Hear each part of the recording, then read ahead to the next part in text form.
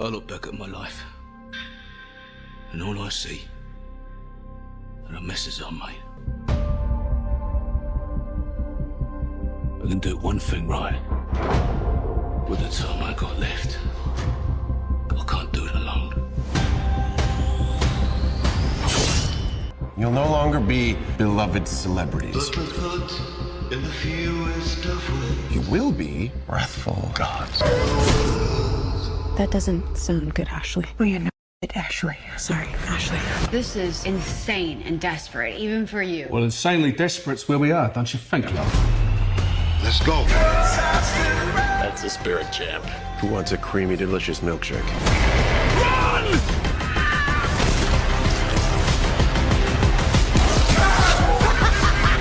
You're all welcome.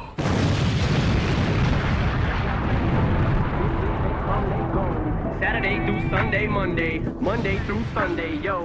Maybe I'll love you one day, maybe we'll someday grow. Till then, just sit your drum on that fuck runway. I can't be your Superman, can't be your Superman, can't be your Superman, can't be your Superman. I can't be your Superman, can't be your Superman, can't be your Superman, your Superman, your Superman. Soldier Boy, tough. Hey, I got this new dance for y'all called Soldier Boy. You just gotta punch, then crank back 3 times from left to right. Soldier Boy, I'm in it. Why me crank it? Why me roll? Why me crank that Soldier Boy? That Superman. Now why me crank that Soldier? Now why me crank that Soldier? Now why me crank that Soldier? Now why me crank that Soldier? Now what? Soldier Boy, I'm in it. Why me crank it? Why me roll? Why me crank that Soldier Boy? That Superman. Now why me crank that Soldier? Now why me crank that Soldier? Now why me crank that Soldier? Now why me crank that Soldier? Now what? Soldier Boy, I'm in it. Why me in it? Why me rock? Superman, yeah, why me crank that Robocop? Super friend, now why me jocking on them, hate them, man. When I do that Soldier Boy, I lean to the left and crank that thing now. I'm jocking on. And if we get the fight, then I'm cocking on. You catch me at your local party, yes, I crank it every day. Haters get mad, cause I got me some baby names. Soldier Boy, I'm in it. Why me crank it, why me roll? Why me crank that Soldier Boy, that Superman, now why me crank that Soldier? If you won't be cranking that backstage, then what are you doing? If you're not cranking it in the chat, then what are we doing? Hello. Welcome back, you guys, to this The Boys Live. We are about to get into season 4, episode 5.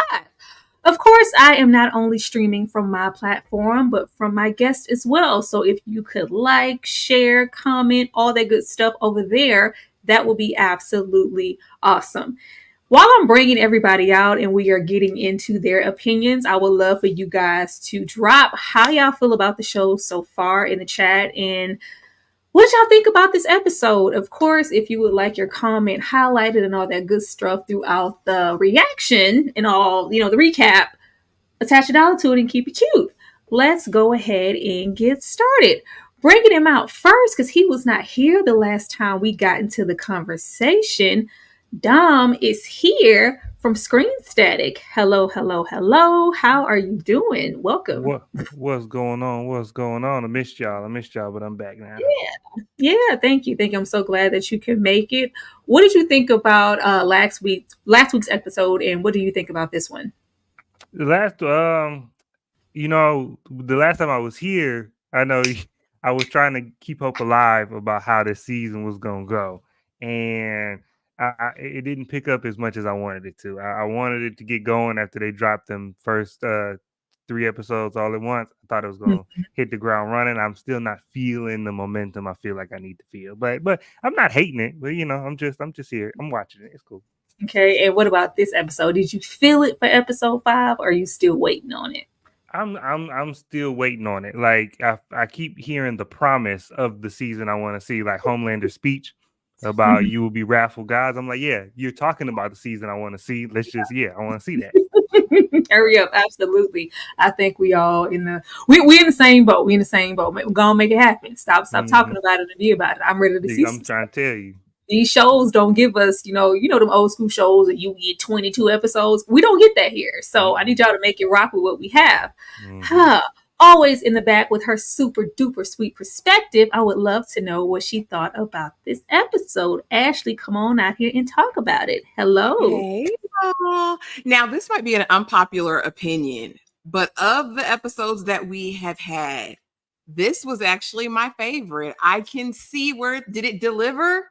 Not quite, but can I see the writers, the showrunners' machinations? Absolutely. And sister, what's her name? Sister Sage did it for me this episode because I see what's working. I see what's brewing behind the surface. Also, Homelander's speech, it got me ready for what I'm anticipating. You know what I'm saying? Also, at the end, when we saw that Butcher smile, we're cooking with grease now. I'm telling you, watch next episode. You're going to be like, I can't believe I doubted you. I think we're getting there, guys. Yeah, see how Ashley be keeping hope alive, coming through with that sweep. That's why we have her here. If anybody's going to find a glimmer of hope in this sad sack of a show, Ashley's going to do it. Because I'm not even going to be cute about this is a sad excuse for the boys. I have been disappointed. And if episode 5 is the best, that means we really low as far as expectation. Now, I am with Ashley. I do see what's about to happen, but it's like getting there to the about to happen, it could have been a whole lot better. And we're going to talk about it with my slides and whatnot. But girl, I love you, Ashley. I really do. I really, really do. Kay Bly is in the house in the back with them books because she reading them. Kay, how was this episode for you? I ain't gonna lie to y'all. When they was at the farm, that was my favorite part. Okay. Those souped up farm animals, crazy.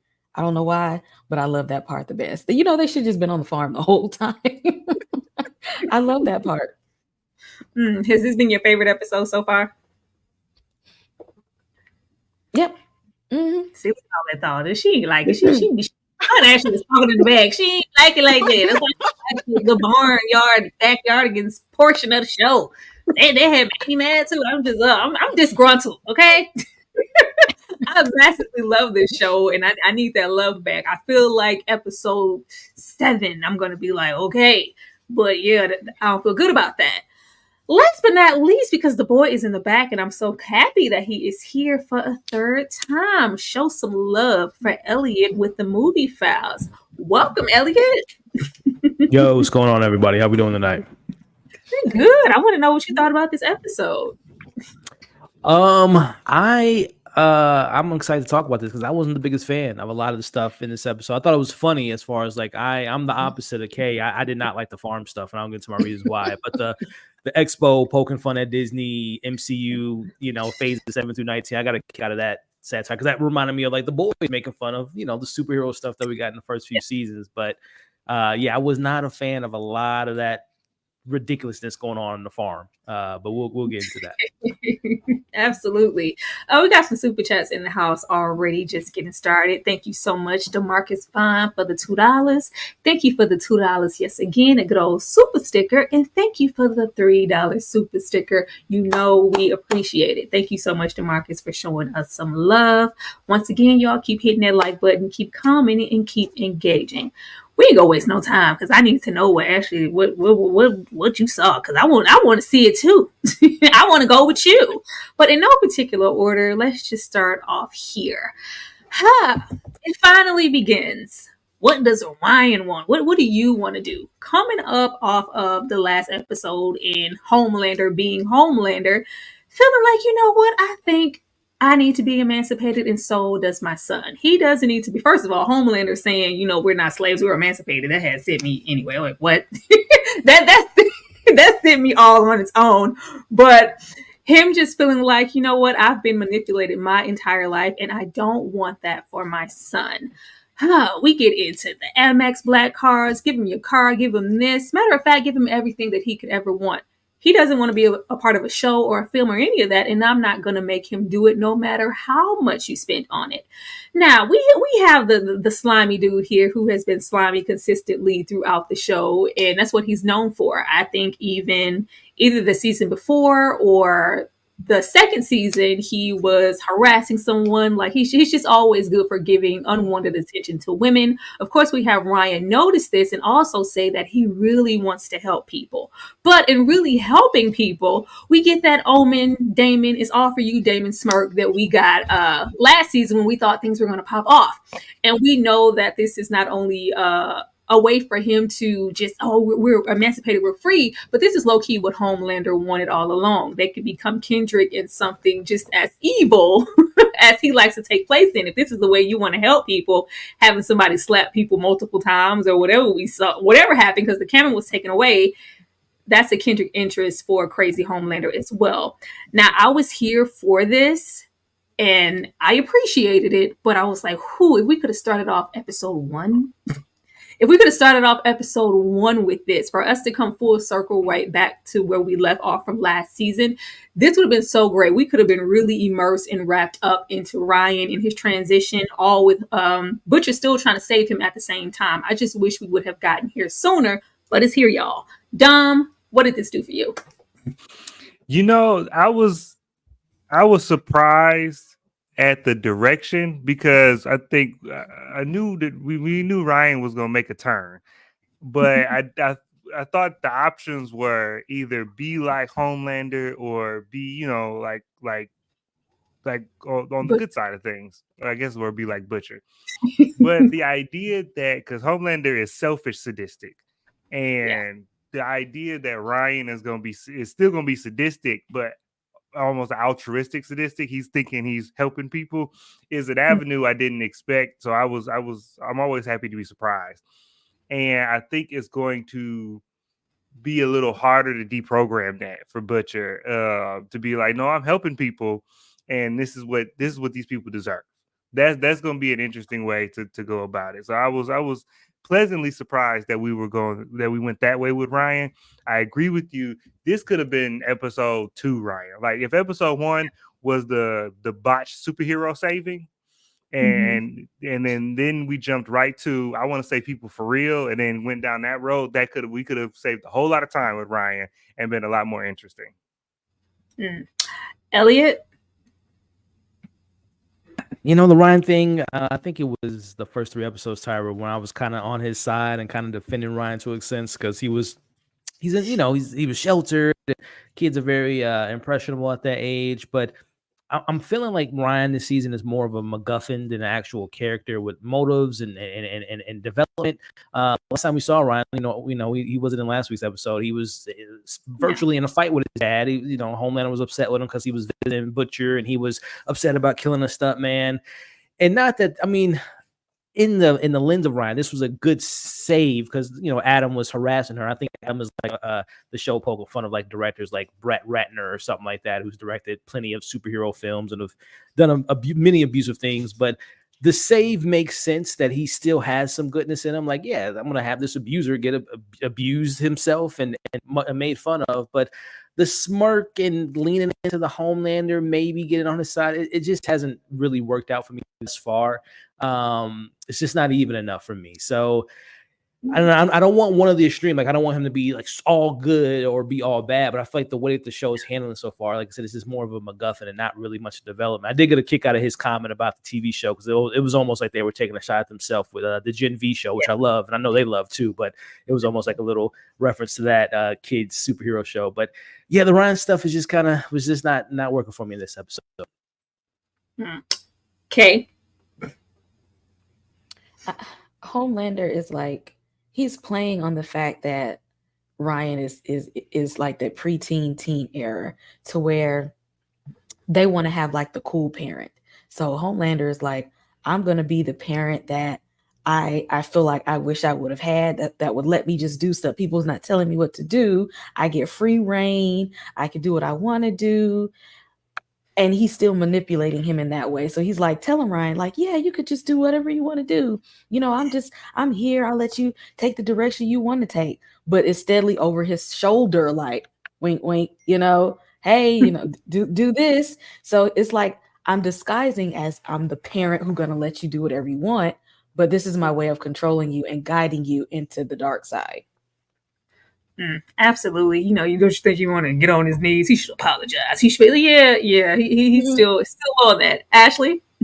Okay, so I'm probably only one, but I'm super excited about righteous villainy, right? Like, I'm like, oh, is he gonna get like his Dexter on? Is he gonna have like a method and a practice, like based on his mom's wishes? So I'm actually absolutely here for young Ryan. And my biggest hope is that it turns on Homelander. I want Ryan to be epically worse than Homelander, and in his mind, thinking that he's justified in it. I'm absolutely here for that. Yeah, Ashley. I liked it. No, I'm here for if we got any situations to make anybody, like if we got a situation with Ryan for Homelander to go like, well, hold on, now that's too much. I think you need that would send me, okay? That like, because you know Homelander is with it. Now, if he was like, okay, now you pushing it, I think you need to come bring it down, right? I would be like, okay, I'm here for this, but. Once again, that's something that we might have to wait for. Dane C here with the $5 super chat. Thank you. Peace, Tyra, my busty femme fatale all day long. Not today, you know I'm not ice busty, but you know I get it done. I do. So the mystery of Sister Sage is that she is on some pro-black superhero stuff. Hashtag Fire Ryan, hashtag Killer Farm Animals. Is that what's going on? Did anybody get that? Absolutely. Oh, okay. Absolutely. Try to make sure it wasn't just me. We gonna get into Sister Sage. Like I do have a question though about Ryan, and I'm curious to know what you guys think. Do you think he'll ever find out what Homelander did to his mom in season 1? You think that'll ever come out? Because obviously Becca can't speak for herself on the real situation that happened. But do you think Ashley or they're gonna? Because there's probably some footage and some information of what Homelander, what he did to Becca. Y'all think he's gonna ever find out? I don't know, Ellie. I thought Butcher of all people would have been like, "Oh, you're gravitating towards this." You know, this is. I thought so. The fact that he hasn't done that yet, or even just win him over to know who you're really looking up to, I didn't think that they were going to go that route. But if they did, that would really be interesting. I mean, he might use that. It seems like Butcher's leaning into his evil side. He might use that to his card because I think he's holding it back because he doesn't want, obviously what happened to Becca to be out there. But he might use it against him. But yeah, especially we got Negan on our shoulder. I think he might pull out of his back pocket. Yeah, and it is footage because that's how there's footage. That's how because that's how Butcher found out. So yeah, there is footage. Ryan loves his mom. That's not gonna, it's not gonna make a difference though. I don't think it'll make one lick of difference. I think he's too down far there. I don't know, all them slaps. I want to help. It's what my mom would have wanted. Your mom definitely would not have wanted this, right? Okay. Starlight is not okay. She is not okay. Starlight is knocking anybody out that's saying anything she doesn't like. The headquarters are destroyed along with the team. Everybody is MIA. Firecracker is still controlling the narrative, and we got all these hands. We outside, but we don't have any powers. The powers are dysfunctioning.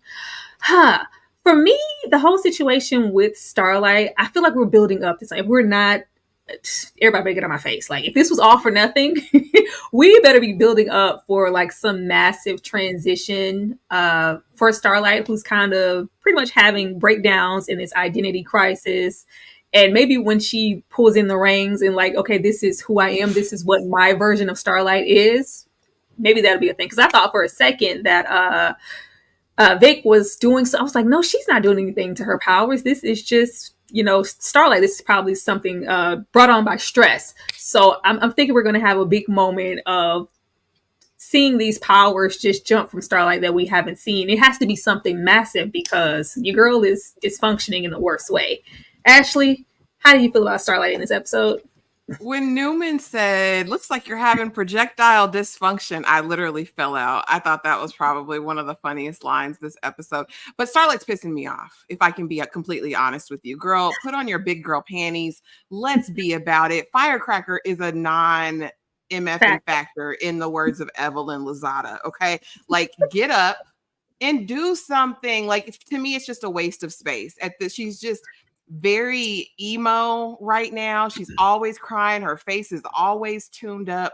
I need her to get in the lab, take some laps, do something, get her powers back working. It's gross right now. I don't like this Starlight. I need her to stand up, girl, I need you to be stronger than this. And it's like, what else could it be? It's not just firecracker, right? It's not, that can't be the only thing with her. And maybe they'll give us some insight into what's really going on at her core. But this feels like really you're, going over the limit because someone's bullying you, Starlight. Come on, girl. Like, come on. You got past being assaulted by the Deep first season, and this is what's causing you all this distress. I don't know. Something's not connecting for me. And I'm sick of seeing her like this. I need him to. Okay. Somebody said, when is Starlight's powers going to actually do something after 40 years of taking L's? And I'm right there because she's like being like mean and ornery towards the wrong people. Take that energy and aim it towards Firecracker. You popping off at the Butcher, you popping off at Newman. Take all of that anger and put it in the right place. Because she's being real teen angsty right now. Like at this point, she should be on Gen V. I'm just feeling like maybe I'm like, does Firecracker have something else in the chamber? Is there some? Because she hasn't, every time something comes to light, everybody's like, no, why didn't you say anything about it? I'm like, maybe there's another bomb about to drop that she's anticipating that's making her sulk and lash out and beat up the wrong people. Elliot. Yeah, I think we talked about it last week. The Firecracker storyline is very similar to what we've seen her dealing with since the beginning. And you would think at this point, as Ashley was kind of alluding to, I mean, she hasn't been in the spotlight since she was a kid, but she's kind of went through the pageant circuit, trying to work her way up to the 7. So you would imagine there's been a lot of haters on that path to obviously not on scale with her information being out there, but you would think she would be a little bit more kind of deflective towards all the stuff that she's been thrown at. And like Ashley said, she's been through so much stuff. And for maybe because it's, I don't know, and they haven't alluded to this, but maybe because it's coming from a woman, that it makes it more hurtful from her eyes versus the Deep or, other male members of the 7 or other men she's dealt with. Because I think, didn't she have a storyline with a boyfriend before it's been so long since I watched those earlier seasons, but maybe because it's coming from a female, maybe it's more hurtful in that sense. But yeah, the whole power thing, I'm totally with you, Tyra, as far as it just being like a lack of confidence thing. Because some people were alluding to, they thought that she had the lack of power. There wasn't a lack of energy around the bar. I'm like, that doesn't even make sense because she can. Yeah. So yeah, I'm totally with you that it's her confidence that's affecting her powers. And like you all are alluding to, I think it's going to take something to kind of get her back. I don't know what it is at this point in the show. Maybe because the Huey relationship isn't really going anywhere. So I don't know what's going to be that literally light her bulb to get her back to someone that's exciting. Because right now it's just same old thing with Starlight. Dom.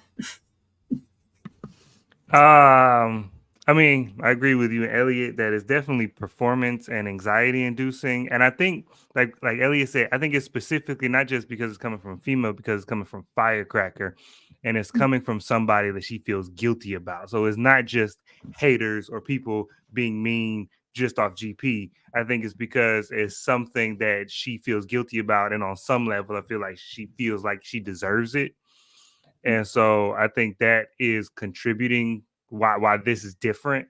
I don't necessarily agree that that's a justified reason. I'm like, we all saw Spider-Man 2. So the performance anxiety affecting your powers thing, it's too late. It's 4 seasons in the Starlight's drama for you to now have performance anxiety and the going through this cocoon phase to come out and be like the person you were always meant to be is something that should have been built over 4 seasons. You don't start it 4 seasons in and then expect me to be invested in it. And because I'll tell you what I was invested in, I was actually, I think maybe in the minority, I was invested in her and Huey's relationship. I thought that they had good chemistry together, and I thought that dynamic worked well for the show. But in this season, have they had 2 scenes together? No, like they're literally brother and sister, and at this point, that's whack. That's whack. And Huey's dad came back from the dead and went and massacred a whole hospital, and my girlfriend isn't here. Like I just. they don't. But aside from the one scene after her information came out, where we did find out they went through the abortion together, through that one scene of dialogue was like the only piece of connection they've had all season. And so I just feel like this is the first time this season that I felt like The Boys is suffering from all of these different storylines.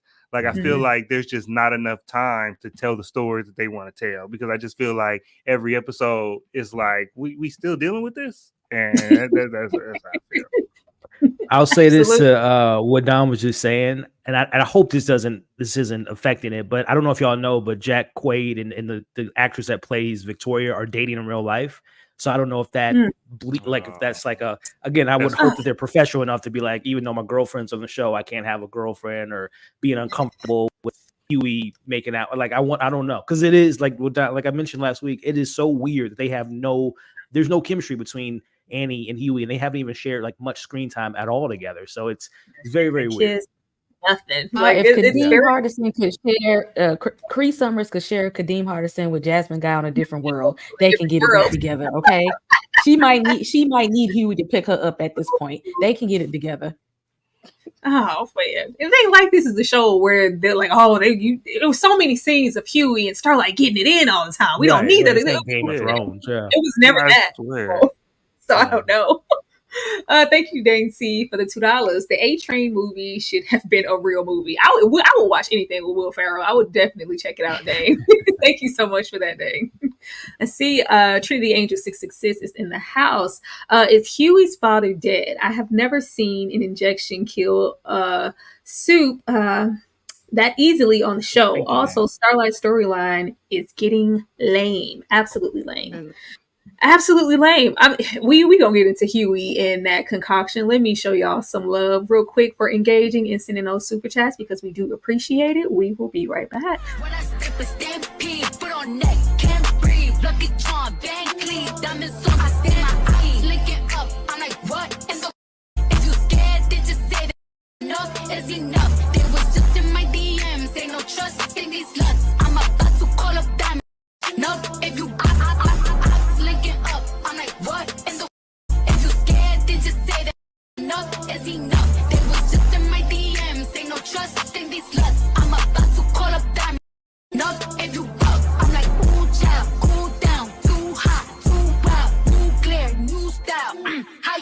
Me. Girl, give me one shot and I'm raising the glass. Give me 2 shots and I'm shaking the ass. Give me 3 shots and I'm 5 more shots, I be ready to splash. To me, so I gotta pop it. I'm sending on business, I'm ready about it. Talking, I be big in their pockets. Girl, tell me about it. I'm litty, I'm pretty, I'm running the city. I'm in every department. This ass heavy, I thick like peanut butter. Tell you about it. A lot of winning, a lot of scoring here. Cardi Bryant, Cardi Jordan here. Yeah, all that energy she using to punch her, I need her to gather that in herself. Like, get it together, Starlight, please, immediately, girl. We tired. We are tired. Butcher's duality. How did you kill Ezekiel? Kessler is definitely a manifestation. I think that was confirmed. I think those were two of the main questions. Kessler and Huey's mom. Huey's mom is definitely there, and Kessler is not. I think that was confirmed here. Your team sucks. Let's do this together. I think that was that first scene of them sitting together on that bench and exchanging the information, and it was kind of Butcher talking to himself and reflecting on the team and the lacking thereof. And it's just like, why wouldn't I just leave them behind, go rogue, and do what I want to do, even though I don't want to, and I want to be loyal to the boys. But yeah, I think this was absolute confirmation for that. What about you, Dom? Oh yeah, no, it was definitely confirmation, because the file that he was looking at and the information he got when he came back to the team was just the stuff he had got from the actual CIA person in Gen V. And so I was like, when they had that scene and then bookended with the last scene, I was like, oh yeah, he's the Papa Winchester is just a memory, a figment of his imagination. But I'm okay with that, because Jeffrey Dean Morgan, as an apparition or as a real person, can always act his butt off. So I'm cool with it. It makes sense to like have Butcher get back to that. Butcher like, oh, I want that old thing back, and so he finna get back to basics now. Ashley? Okay. So, I mean, I enjoyed Butcher this episode beginning to end probably, but most in the end. I like that if this is, I guess, the devil on his shoulder telling him all the bad things he should do and him acquiescing. I'm not a huge fan of ambiguity. I like my villains to be villains and I kind of like my good people to be good people. But with Butcher, I'll say I like him in his villain era, thinking he's doing, right by the world. So I was super intrigued by that. I don't like how they did, what was his name? Samir. I think that was low down, Butcher, but you did what you had to do. The gentle truce in the midst of it, him letting them use the last dose. I was like, Butcher, what are you up to? And in the end, it came full circle. But I'm definitely glad to have the original Butcher back. I still do think he will have a court of humanity for Ryan. I don't think that's left his mind. But what I'm most intrigued about is this like creature living on the inside of him that we got a glimpse of. Is it going to take him out, or is it going to just make him, worse than ever? But yeah, I was absolutely here for Butcher. Because I didn't go through with it. I didn't send it, so I'm on the level. Like, shut up, Butcher. Okay, what about you? I wonder how long it's going to be for them Resident Evil creatures to start popping out of Butcher, because right now he trying to tell everybody he don't know what's going on. He trying to hide the fact that he got a parasite. How long is it going to be before it just comes right on out and he shocks everybody? That's what I want to see. And then I want to see if he's going to use it to his advantage. Like, well, since I already got these tentacles coming out, I got this power. Let me go ahead and just fling them around at everybody. Like, that's what I want to see pop out of Butcher. Let's go ahead and just go full-blown Resident Evil creature. Come on, Butcher. You think those things gonna pop out, Kay? I want them to, just like the little girl. Yeah, to come out just like the little girl, and I want them to see that that's Butcher and that he been hiding it. I want them to look at, so you was just not gonna tell us that you like one of these little strange alien creature things. I want it to happen in the worst way. Elliot. Yeah, I think the episode 100% confirms that Joe isn't real. Now, I still have hopes that it's still, because it don't seems like too obvious at this point, that I hope that there is another twist within that twist, that Joe is still alive, and maybe some scenes have been really with Joe and the other scenes maybe hasn't been. Because I think Eric Kripke, the director or the creator, like before the show even dropped, he has said that they might have something that works with Joe's character. So, and it could have been deflecting and trying to get everyone off the scent of when the show dropped, so they don't think that. But yeah, I hope there's something more to Joe, because I would hate for Jeffrey Dean Morgan to.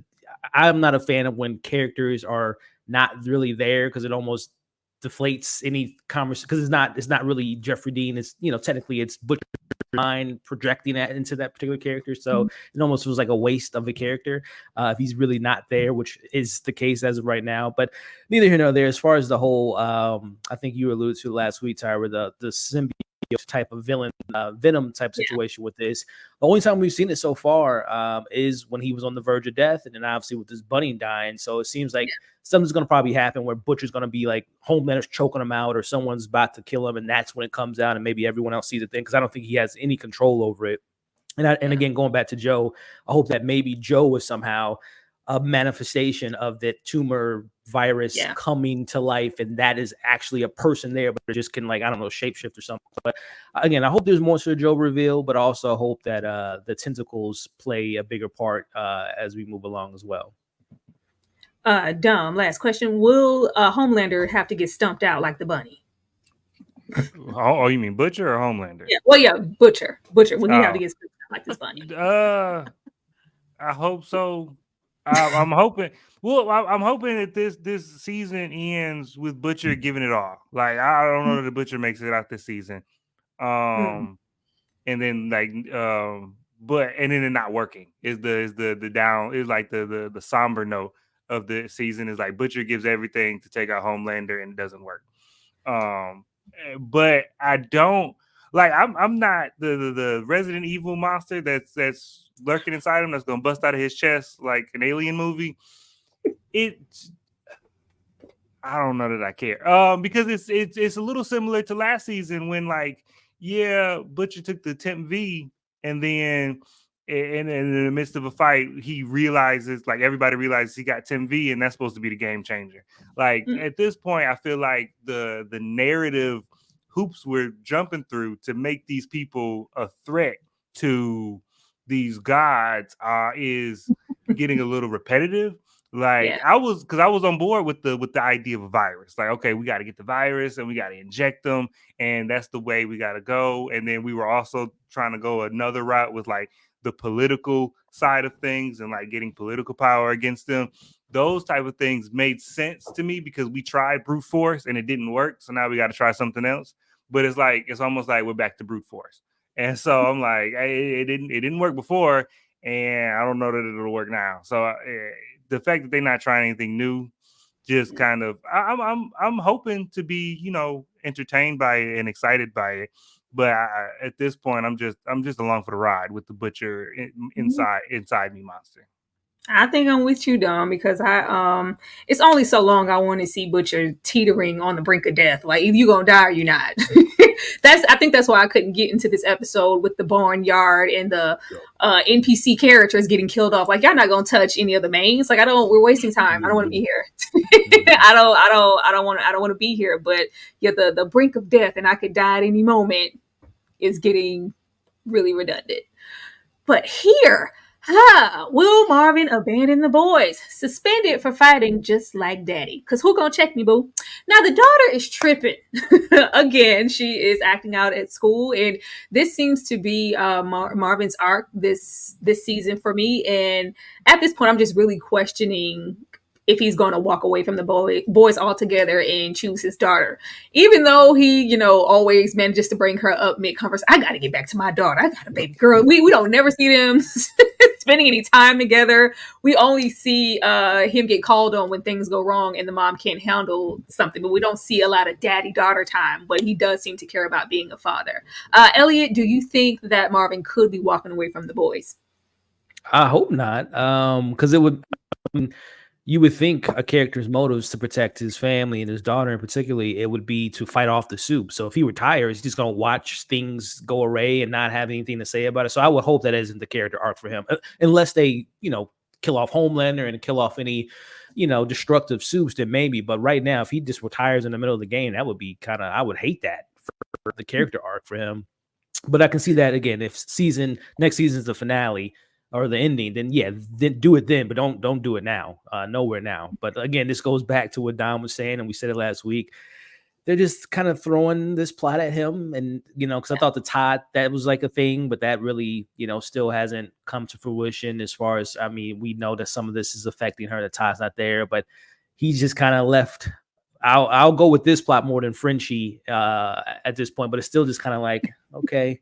This is the same thing, season 1, their family was in risk of being killed, so they had to give them to the CIA and lose her. So it's just like we're doing the same thing with this. So again, this is another repetitive plot that just seems to not go anywhere so far.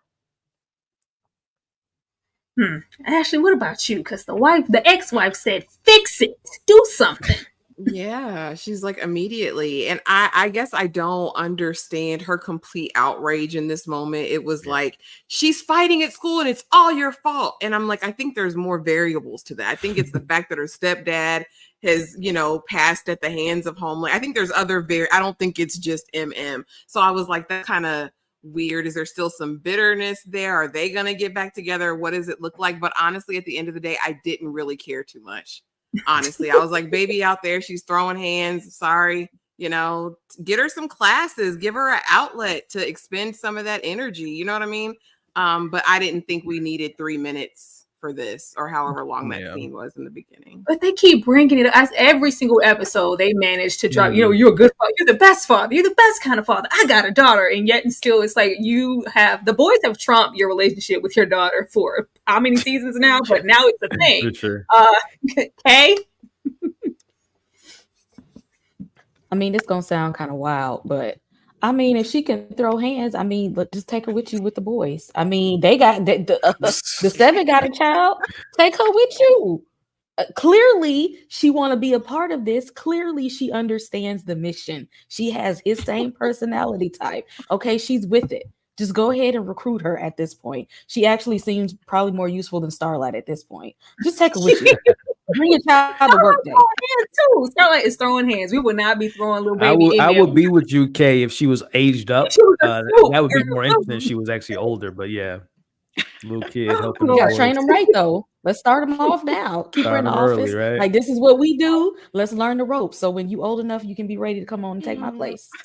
In all seriousness, okay, I wish that they would have maybe gave her and Ryan maybe something. That would have been intriguing. That would have been a nice little plot, maybe. But yeah, they're just not. It's they're not doing anything with anybody I need them to do anything with. Like this, they just keep bringing it up as if it's going to come down to you need to make a decision. Don, what about you?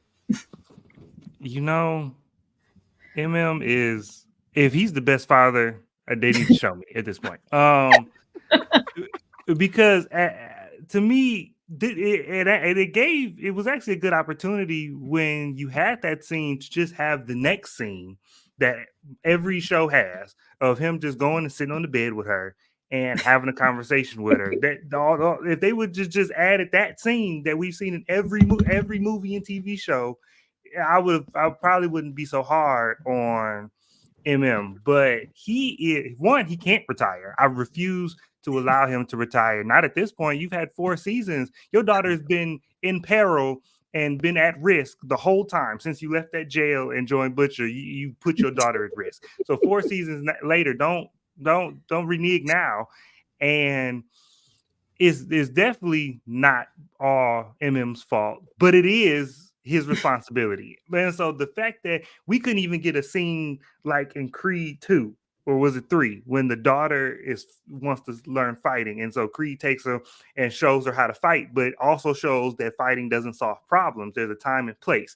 This is a very easy TV lesson to teach and to show how good of a father is, and they just refuse to do it. I feel like they're only putting these scenes in here to justify the daughter being in some peril at the end of the season and for us to care about it. Like, she's going to be at risk later on, and I'm supposed to care because you've given me all of these service scenes of being a great father. And him saying I'm worried about my daughter and his ex-wife yelling at him for no reason is not enough to get me to care about this little girl.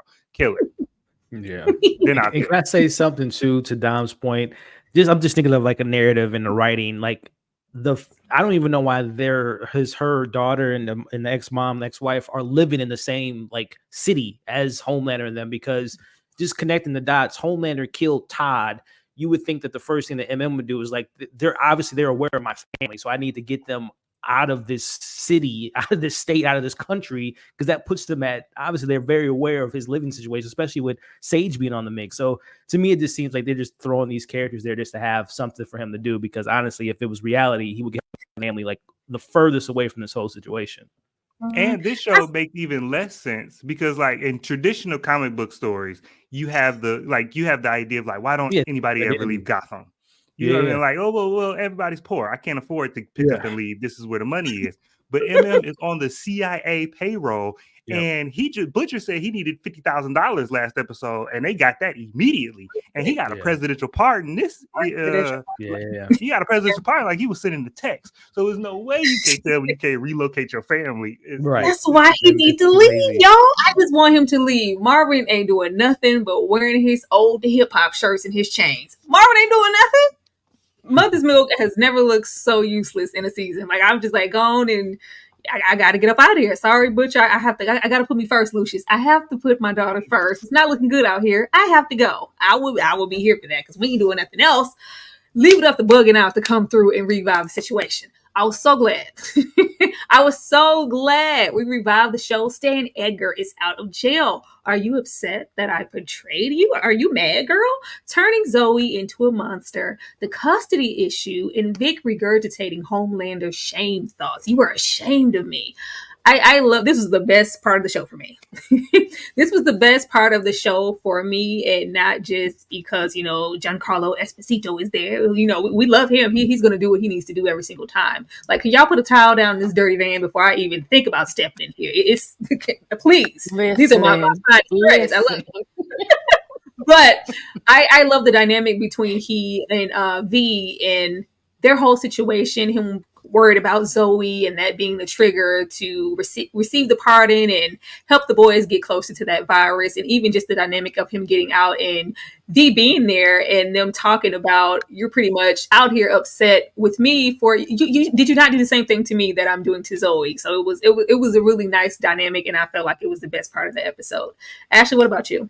I love Giancarlo Esposito. I'll watch anything he's in. And so this was like a bright light. And I felt like they got rid of Stan so inopportunely. Like, I still need him. I need him plotting, like his level of like bravado and confidence, even when interacting with like the most deadliest soup. It gave me everything I needed. So I was so excited to see him out and really irked at Butcher when he tried to renege on it. But then at the end, we see we're probably going to get more of him, hopefully. And so I was absolutely excited about it. As far as the interaction between he and Newman, I always wondered, right? Did they have a conversation post her betrayal? While he was in shackles and like have this moment. And so now for them to talk about Zoe and how she's injected her because I wanted her to grow up and be safe. And not only that, but able to excel, right? Where I was kept in this box. You told me I couldn't do this, I couldn't do that. And it's just amazing how people get into adulthood still carrying that stuff from their childhood. But yeah, he loves her. She loves him. I didn't fear for his life at any moment on the farm, but he did tickle me on the farm. He did. I was tickled seeing Giancarlo running from the chickens and the sheep. I loved it. I think I liked the conversation with the "you are ashamed of me" and her kind of siding with Homelander. I think that's going to come into fruition later on in the show, because she really, those words really burned into her when Homelander said them in that episode. So for her to say them out of her mouth, and it's just kind of like, oh, the virus is so you can control the likes of Homelander. Nobody can control that. Who says she gonna want to control them in the future? We don't know what's going to happen. Elliot, what about you? Yeah, I would have rather, and it's obviously 5 episodes in. Hopefully, we get more of this, but take them and just swap a Frenchie, Kimiko, Huey off parent thing. This is intriguing, like y'all just said. Their dynamic is so interesting, and both great actors, especially Giancarlo. We should have spent more. They should have put him out of prison, had him busted out a while ago, because it is a very fascinating relationship, the father-daughter relationship, and the kind of the history that they have. So hopefully this excels, and this trumps with how Frenchie's ending up in jail. Like, I swap places, have Frenchie in jail for the rest of the season. Giancarlo Esposito replace him. Have Starlight going to rehab and figuring out her thing, replace her with Victoria, because Victoria's kind of she pops in every now and then, but she should be a main character. Right. She should be the Stormfront. She should be the soldier boy of this season, because there really isn't, like, I guess Sage is kind of that villainous besides Homelander, but Vic should be the main other character. So I hope that this is good signs to come, that these two are more prominently used for the rest of the season, because they're great. They better be. Okay. Did K freeze up down there? That car. I was like, I know y'all didn't break him out of jail for one day and we just ain't gonna see him no more. I was like, that would have been a whole waste. So I was so mad when she had Pop Dude head in the car and was like, just come on out. I got you. I'm like, okay, good. We got him for a little bit longer. Because if they would have wasted him for one episode, listen. No, not all this talent. Okay, he got to stick around. Okay, he's a good voice of reason and a good balance for her. I think she needs him in her corner, especially with the election. Yeah. He's a Decepticon. You just never know. He's just always been like 5'3", 15 feet ahead of everybody. Especially, I need him in Homelander in the scene. Like, I just love that. I love anybody who can put Homelander in his little raggedy place. Dumb. Right. You are simply bad product. But Stan Aker is the man, and when he shows back up, and like everybody said, their dynamic is the best thing about the show right now. And it's like they are a broken mirror version of Papa Pope and Olivia Pope. Like they, I could just see Giancarlo being like, "You got to be twice as good to get half as much." But their dynamic, it's funny. There are certain segments of the show, and this is why I talk about the show having too many storylines at this point, because there are, to me, pockets of this show that could be the main pocket. But then there are so many wasteful things, like Frenchie being a genuine monster now, and I just don't like him anymore. And Starlight being a waste. You could sidestep all of this dead weight and make, if they were the focus of the show, if you had their point of view and then the boys' point of view, and we just oscillate back and forth, and then Homelander was just this agent of chaos going down the middle, to me, that would be a much better balanced show and a much more entertaining show. But, and hopefully maybe now that Stan Edgar is out of jail, they might be transitioning to that, and maybe Victoria Newman will get a little bit more screen time. But that was their dynamic made the farm scenes the enjoyable. That's why I enjoyed the farm scenes, not because of the rampaging animals that nobody was gonna die from. I was like, no, nobody's gonna die in this scene, but them walking and him stepping and messing up the shoes and being like, Prince Andrew gave me these shoes, like all of that was what made the farm scenes the best. And so I can't wait for more. Thank you, Dane C, for the $2 super chat. Giancarlo is good in The Boys, in Godfather of Harlem. Now, you already know how I feel about, but who told you to walk on my side of the street? Who told you to walk on my side of the block? I F you up 2 times. I love you some bugging out all day long on my life. Thank you so much for the $2. I appreciate it. Thank you. Getting into these Vita born animals, because we did have a lot of that going on, and we're instantly teaming up to find Samir. I did not care for this. I did not care for this at all. I thought that this was going to be like when we have somebody hallucinating in their high, those little transitions into an animation, or the blood is bubbles now. It's a stream of ducks coming out of somebody's chest, and we're going to leave it. No, this was a very big portion of the episode, and it was not at all my favorite at all. And then I didn't like the way that they instantly kind of teamed up, and it's just like, oh, we're finding Samir, and we're just going off of Stan's word. Like, they can be useful in their own way. I love how he condescendingly compliments the boys, and it's kind of negative all at the same time. Like, y'all trash, but we can do something with y'all. Y'all not completely worthless. I did like that aspect, but I thought they could have used maybe a more creative way. Because when V showed up, I was like, oh, Vic is here. Something about the pop. It was just instant. No, we're working together and everything's fine. We're gonna find Samir. I was like, dang, that's it. Elliot, how did you feel about them teaming up and about the backyard barn animals? So the reason I didn't like the barn stuff, because logically it didn't make any sense to me, because they showed Vic when one of the chickens was coming at Stan, she blew the chicken up with easily powered, but then she did not do that for the rest of the episode. That made no logical sense to me, that all these farm animals were attacking them and they were running from them. Just use Vic. Like that made no sense to me. If they would have explained that maybe they couldn't use their, like, this would have been more interesting. If they couldn't use their powers because there was the virus was like contaminating the air and they were like affected by that, and they couldn't use their powers, fine. But Vic was fully capable of just slaughtering all those animals without a problem. And then the other thing that was logically making me upset was like they kept making a big deal about, oh, we lost obviously they're going to get it or recreate it, but it was like, why can't you guys just take one of those dead animals, inject their blood and synthesize it and just recreate it from it, like I said, the farm stuff. I know people enjoyed it because it's the carnage and it's the boys, but it made no logical sense to me, the farm stuff at all. So that's why I wasn't a fan of. Like, all the silliness and ridiculousness was just like, the logic was just thrown away, and it really got under my skin. Once V did that, I was like, oh, so V's gonna, maybe this will be a moment of her not only protecting Pops, but she's gonna, this is bigger than us. Let me pop up. It was like, oh no, we're just gonna do that one chicken. Okay. Kay, what did this do for you?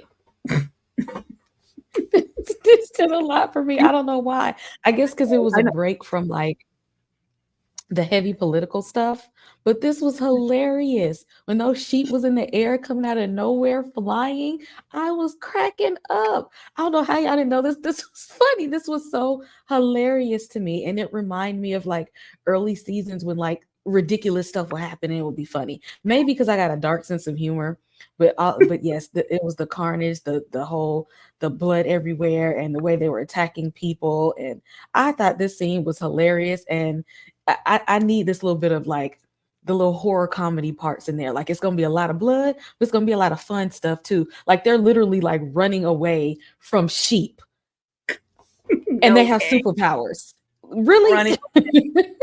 Nobody could think like, oh, this is the last. Just grab a chick. Like we get everything that we came here to get is running around on this farm. Like grab. It was ridiculously funny. I thought we were going to end off with Butcher having saved or caught a chicken or something. No, we had to chop off somebody's whole leg, and for what? Ashley. I'm with Kay. I thought there was levity to all of this. I mean, it was mayhem, of course, but I did kind of leave with more questions. One, right? Like if this is a legitimate lab, I guess I don't understand their process in introducing this virus into farm animals when they have whole underground bunkers of soups that they could they listen, they're not the morality police. Like they're you know, they don't have ethics at all. So why do this to animals? And then clearly not all of these souped up animals are gone. So I'm wondering if in the next episodes we're going to get news reports of crazy animals, you know, attacking people or, you know, what happens. But there was some levity there for me. And I enjoyed seeing Stan run. I liked all of them running into the barn and the flying sheep hitting the door as they closed it. It tickled me. Like, Dom, did you laugh at this also? Did this do anything for you? This was a scene that I was very conflicted about because, like has been said, logically, it was a lot of holes because you can't show me Newman in one scene popping the heads of an entire courtroom without blinking. Like, because in that whole courtroom scene where she's popping all the heads, she's acting like a normal person. She's acting scared. So it's not taking all that much concentration. She can do it and still act like a normal person and pop a whole courtroom full of heads. So the idea that she can't do anything, like these sheep should not have been a problem. This just shouldn't have been a threat. It should have been weird. And then they all spontaneously combust almost simultaneously. She was scared. They had teeth. No. I literally yelled at the TV, girl, this is not a secret situation where, I'm around these humans and they don't know that I have the main. Everybody knows now. So why are you standing there? Y'all wouldn't be scared of a flying sheep. Like it's different from the people. She's not when I have her powers. No. And remember, she's vulnerable almost because they threw acid on her. And it just messed up her clothes. So her fear should not be a factor. And also, what I think about this thing is I think it was a great in concept. And when it was on the storyboard, I think this scene was a great piece, a great set piece. What I think the problem is all of these characters did need to be here. And I think they didn't have another narrative way to get these characters here to share the information that we needed to get. Because this should have been a side quest. This should have been Frenchie and Kimiko coming here and then maybe them teaming up with somebody on the Newman side of things and doing that. Because if it was just 4 or 5 people without Newman, then because you're right, it was funny, the flying sheep and and tonally it was a break from the rest of the episode. It just logically did not make sense for all of these characters. And also, you can't tell me the sheep was all that dangerous, and only the people that didn't have names or speaking roles died. Like it's just you can't square that circle for me. So to me, just let it be a Frenchie Kimiko side quest, which a fun one we haven't gotten in a while. And so let that be that thing. And I think this would have had a different context. That's all. Shout out to the 56 people here in the live. Keep engaging, hitting that like button, and keeping those comments going. I just want to flip this here for a second because this was funny to me. this is what made me laugh. The scene between Ashley and Cameron. Like, yeah, I need you to get them bees on up there. I am the dominatrix. How you get dropped as a dominatrix? Like, you're not dominating. Your little position here is fading every 5 seconds. Sage is taking that over. People are talking to you any kind of way. The power dynamic is off. So yeah, I won't be sticking any anal anything anywhere. Girl, get out my face. You fired. This was funny to me. Me and my sense of humor. But yeah, this made me laugh harder than the barn animals, because she tried and came over there with her little clicker. Like, what you gonna do is get out there and make them boots click. Like, I'm absolutely girl, you fired. You fired. But this leads us here. Get Sage off my back. Sage trolling A-Train. Ashley, what else did you do in Homelander's home? And underestimating Firecracker. Take you out behind the woodshed. I was like, all right, we take you out behind the woodshed and beat you. I'll whoop you. Like, if you don't punch her immediately. But we have Firecracker clearly upset because she realizes that everything last episode was a setup, and you fell for it. Did it not work? Like, it served a purpose. But yeah, don't underestimate me, because you might just feel like I'm white trash. And I feel like Firecracker may be calculating and could be a threat to Sage, because she does underestimate her and doesn't expect anything from her. But I absolutely think that she should be looking over her shoulder. And then we have A-Train, that V didn't just run itself up out of there, and I did it. She knows. I don't know why Sage be doing this, beating around the bush and all. Like, girl, come on. Like, she clearly knows what's going on. And just as we thought, we have A-Train reach out to Ashley to do something about it and get her off of my back. And we know what she does at the end of the episode. My question is, you've done a whole lot more than just go in his bathroom and leave something behind, which I did not like in the last episode. So if there's some more validity for the reason that she was there and she was doing something else, or she's been doing something else, because we all know Ashley's end game is to get out and from underneath the boys with her life. So if she was, gathering information, or he is aware of her being up to something more than that, that's really good for Ashley's character. But Elliot, I am going to come to you first. How did you feel about all of these things here? Well, the Firecrackers, I hope that they don't have her outwit or outsmart Sage, because that would just be so silly to me. The world's smartest person being, outwitted by a, backyard, country bump. Like, that would just be so frustrating. Yeah, the Sage and A-Train, I'm still trying to figure out, like, why she's holding that back. She had no hesitation in killing three Homelander supporters and having 2 black men being blamed for it. So I'm just like, I don't know what her end game is and why she would keep that. Again, we know that they have a past, so maybe that's going to come back to fruition. But yeah, I'm just like, why? Because she clearly, I don't think it was a matter of like if she knows. She clearly knows all the, like you just alluded to when you was breaking it down, Tyra, where she literally said, "Oh, it couldn't just run." She knows that he did that. But why not use, again, I don't know what her angle is so far, but I do think the Ashley stuff will have a payoff, because like you said, she tried to quit last week but couldn't, got the promotion, or not the promotion, she's now depromoted, now like just there, a mascot as they put it. So I think Ashley's going to have a really a bigger role into bringing down Vought and maybe Homelander in the evil suits more than we imagine. At least I hope so, because that's what they're setting up. Because she literally, like Stan, she has so much dirt on the 7, on Homelander, that she can just expose them and take them down. So right now they're playing to the comedic beat of Ashley and underestimating her, but I do think she's going to have a bigger revelation to for the rest of the season. But like I said, going back to her keeping the A-Train thing, that's the thing that's kind of I don't have a beat on it. I don't know what her angle is. I want to know what that is, and I also want to know what I thought with this episode we were going to get whatever happened in Sage's past between her and A-Train. They're just not mentioning exactly what that is. I would really love to know, or maybe she has some dirt, or just something, but we don't know that yet. Don, what about you? First of all, with Ashley, man, maybe, and this might, I don't know.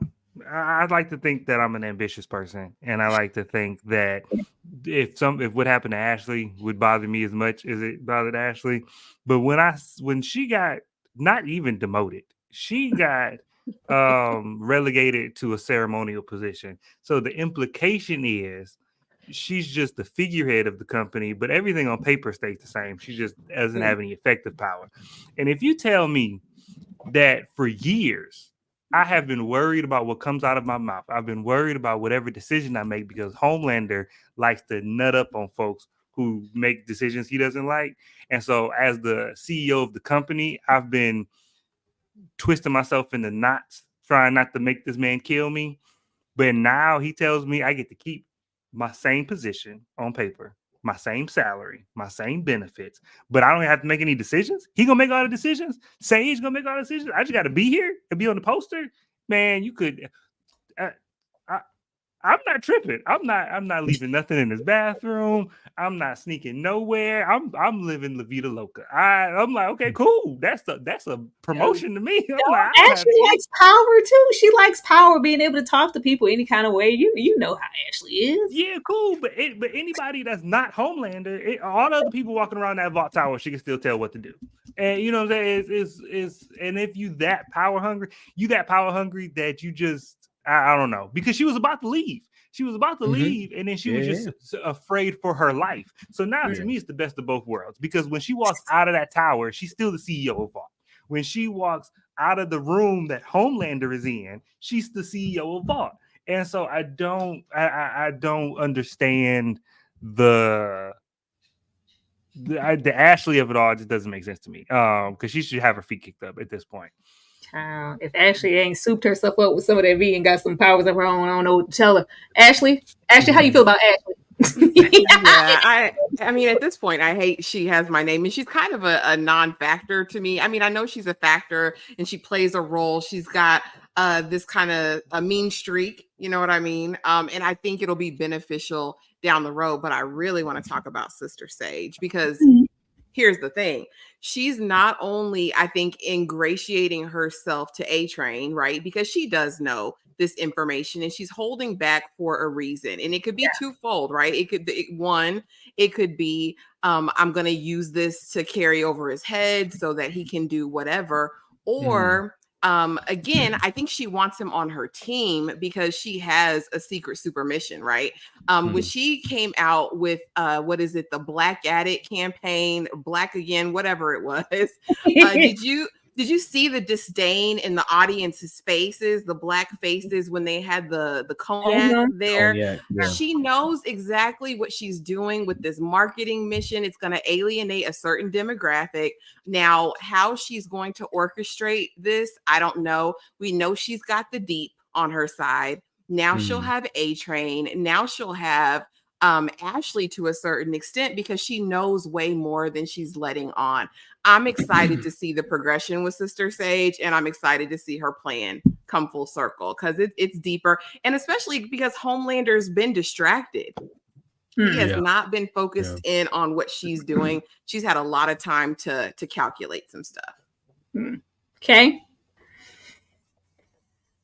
Yeah, I definitely hope that she's plotting something real low key.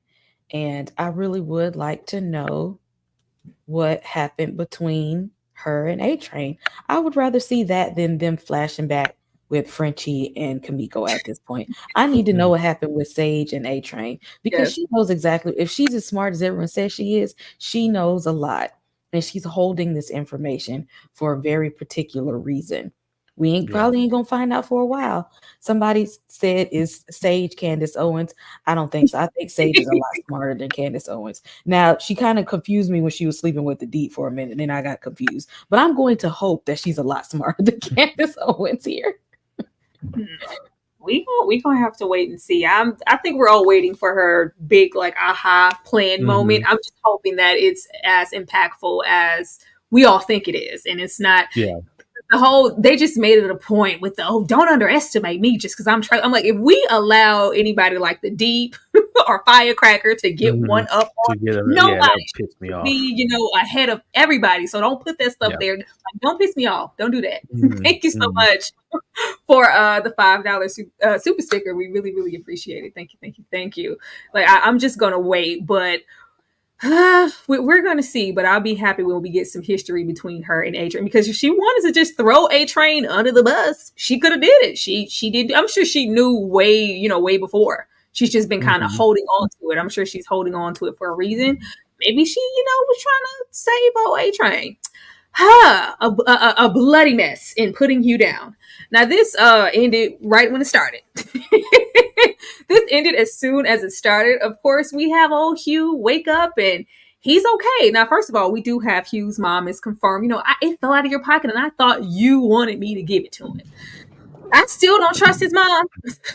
I still don't trust his mom. Her and this is my engagement. But whenever you want to pop the question, you lock her down. And I was like, it's the bug in that ring. Throw it on the ground, Huey, and step on it. It's a tracker. I don't know what it is, Huey. It's just something's not connecting with Huey's mom and the whole thought of, I thought you wanted me to give this to him.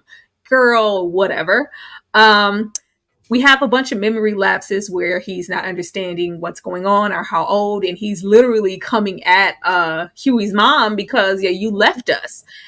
And we do discuss why he put the power of attorney in her hands, and there's a situation of Huey not knowing when to let go. You would have, held on to me for as long as you could have, and me suffering, you suffering. I didn't want that. Your mother was going to make the right decision, so I did that. And we also have a transition for Huey. He is stepping in front of the bullet, pretty much protecting his mother. But outside of that, we have just the collection of mess going on in the hospital. This powerful Hugh, he's running through walls, running through people, ripping out heart. It just was a real hot mess. And I really thought it was going to go somewhere and escalate a little bit, but we, put him down, rightfully so, before the episode went out, which I don't know if I liked, but it's gone already. Elliot, how did you feel about Daddy Hugh?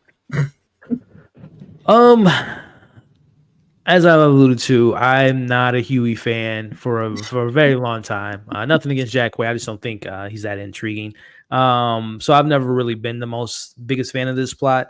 But I think the biggest thing I took away from this particular episode and this particular moment was, Simon Pegg. He's a phenomenal actor. I mean, he literally I hope that he got paid for all those scenes just laying in the hospital bed, because if so, that's the easiest check besides Wesley Snipes sleeping on the set of Blade 3. But I thought Simon Pegg was phenomenal in this episode. He carried the only thing that kept me interested in that plot was just seeing the on and off switch of, corny old Huey Sr. to evil zombie-ish type of Pet Sematary version of him. So I thought that he was the standout for me as far as those scenes. And then also something that was somewhat answered. I've always been curious on the idea of like how the powers manifest into certain characters. Obviously, when you're a baby, you just kind of a shot in the dark. But when you take the V at an older age, as we saw with Butcher, him having that anger and kind of Homelander powers. But when we see Huey going through the walls and him literally saying, "You saw through me" and stuff. So like to me, it was like, oh, so when you are older and you take the V, it affects your powers based on your personality or things that affected you. And him having that phasing was because he felt that he's been seen through from Daphne, and that probably manifested and set in him for all these years. And it kind of came out in those powers that we saw in the episode. So I thought that was unique in the sense, if that is the case, that those powers stem from trauma or what have you. So yeah, like I said, I didn't really care for Huey. I think it would have been so good if I was emotionally attached, because that is, again, the acting was there, but it's just like, I don't care, honestly. The last time we saw Simon Pegg's character was like on a FaceTime call last season, so they kind of dropped the ball in that sense. Daphne and Huey moving forward, I don't know where that goes, what that looks like now, if she's just seamlessly, and this is just me just thinking behind the scenes, maybe because we know Simon Pegg has other bigger things outside of this show. He's been in Star Wars, Star Trek. He has, a lot of things in the works. So maybe this is literally them. Let's replace his dad and bring his mom in the mix because Simon Pegg can't do the show anymore. Type of situation, because I don't know what else they're going to do with his mom. I want her to be evil. I want her to be an op. I need her to be an op, Elliot. That's still in the cards. That's still, because there is a mystery to her. Because we all, we were alluding to maybe she's not there, but she's definitely there. But that's still in the cards. She could still be evil. She could still be sent in from someone. But we'll see. Because if it's not, then I think the only thing that they gave us was just that Huey's dad died, because that's literally been the most side quest that had nothing to do with the main plot. So there has to be something else besides him losing his dad this season at the halfway point. Just when I thought Hugh was going to be bloody joining the boys. Dom, what did you think about this? He would be useful. He would be useful. But I think that yeah, the only reason for this scene and the only reason for the dad storyline is for Huey to justify Huey not being suspicious of his mother coming out of the blue. And so then when she turns out to be not everything she said to be, then it's actually a twist. And all of that to say I don't care about it. Because for character growth and character development standpoint from Huey, the dad could have died, and he could have went home, packing up everything, found a letter of the dad explaining to him the let go thing, and it would have been the same amount of time that we spent here. Simon Pegg, like Elliot said, was the standout. His American accent was kind of unsettling for me because I've seen him in so many things. So hearing him just be with an American accent is still weird to me. But the emotional range he went through, the ups and downs, the switches, it was some of the best range that I think he's shown in quite a while. Mm-hmm. And so that was great. They're building something for Huey, and I don't care what it is because it's not going to be satisfying. Like Huey, I see the building blocks where Huey is going to be confronted with something at the end of the season. It's going to be really impactful for him, and he's going to come back on the side. He's going to be a very strong character. I don't care. He should never be outside of season 1. We should have stopped following Huey. Huey was a great introduction point of view to the show when his girlfriend died and his realization and his hatred of A-Train. That part was a great narrative through line for the show. As soon as that got stale, we should have let Huey go. We should have let Huey go and just only focused on Butcher as the central. And then if we wanted an innocent, let it be Starlight. But Huey is past his sell-by date. And so I'm past Karen. Not the sell-by date. Ashley? Yeah. I'm like, oh man, cold-blooded. Yeah, this was probably, if Hugh Sr. was dead, let him stay dead. I didn't need another episode of him coming to life, with casualties and all that. It just further cemented in my mind that his mammy is out of control. She's got a secret mission as well. And I don't like her. But again, we're so disconnected now from Huey. He's been so disconnected from the mission of the boys and his original intent, even really being here, right? Like, does he still care that much? I mean, he's had a new love with Starlight, although short or questionable. Is he still that upset at the Soups? We know in the last episode or the episode before last, he and A-Train have that combo. And he's like, you ruined my life. Everything in my life came apart because of you. And I was like, yeah, no. And so now that he's given forgiveness, maybe he can go off into the sunset. Maybe we'll see that in the next couple episodes. Will Huey leave? He went from being literally they did this twice. Frenchie and Huey. I loved both of these characters in the beginning. Now I can't stand either one of them. Yeah. Actually, at this point, I think Newman sent the mom there, and this is all a plot yet again to get that information. Like, I couldn't get it via Butcher because he changed his mind.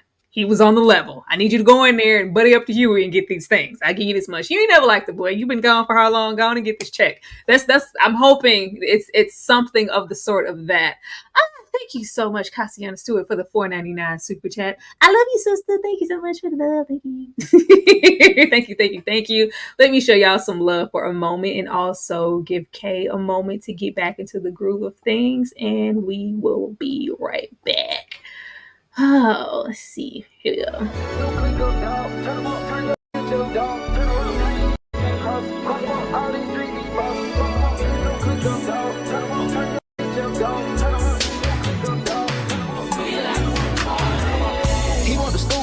She want the tea. She want the tea. I cannot speak. We keeping it street. We keeping it street. I took a loss, but you still gon' get beat. You still gon' get beat. How much it costs? It never been cheap. It never been. Turn your click up, dog. Turn them up. Turn your up, dog. Turn them up. Tiny streets can't cross it. Cross them up. All these streets need bosses. Boss them up. Turn your click up, dog. Turn them up. Turn your up, dog. Turn them up. Tiny streets can't cross it. Cross them up. All these streets need bosses. When my dog get low on his pockets, I'm picking no more. We come from the bottom together. We get it, we splitting it up. If my tell me pay for the I'll take a tapping and tell her shut up. Standing on business, standing on business, ain't nothing to pipe it up. It ain't nothing to turn up. It ain't nothing to turn your click up. Ain't nothing. We turn the jeweler up. Just look at the diamonds we bust. Look at the people we touch. I'm feeling like Puffy and Russ. Ah, man, that montage just made me mad. I'm like, man, the boys used to be so good. Remember that scene? That was a real. Oh, I remember that. Like, oh, that's not what they supposed to be for. Y'all keep showing love in the chat. Thank you so much. I was looking at it, reminiscing, like, man, I ain't feeling none of that. Soldier Boy was so cold. We need Soldier Boy back. Get him out of ice. Take him off the ice. He's so Please. good character. For the people here on K's, and she will be rejoining us hopefully sooner than later, but we are going to continue to go on. Y'all keep engaged in that chat. Vic's baby daddy in the last dose. Butcher, you may be an a-hole, but you're one with a good heart. Make the right decision. Now, I think we all knew, like, all right. I think we already had the discussion about the whole chicken and because when they did this big hoopah about the last dose, I was like, what? Were there not a whole lab of y'all been but okay, whatever. But we have Butcher in this moment have to make a sound decision on that, and we also find out that Samir is the love of V's life apparently, and he's he's Zoe's dad. That didn't do anything for me, but apparently they were a thing.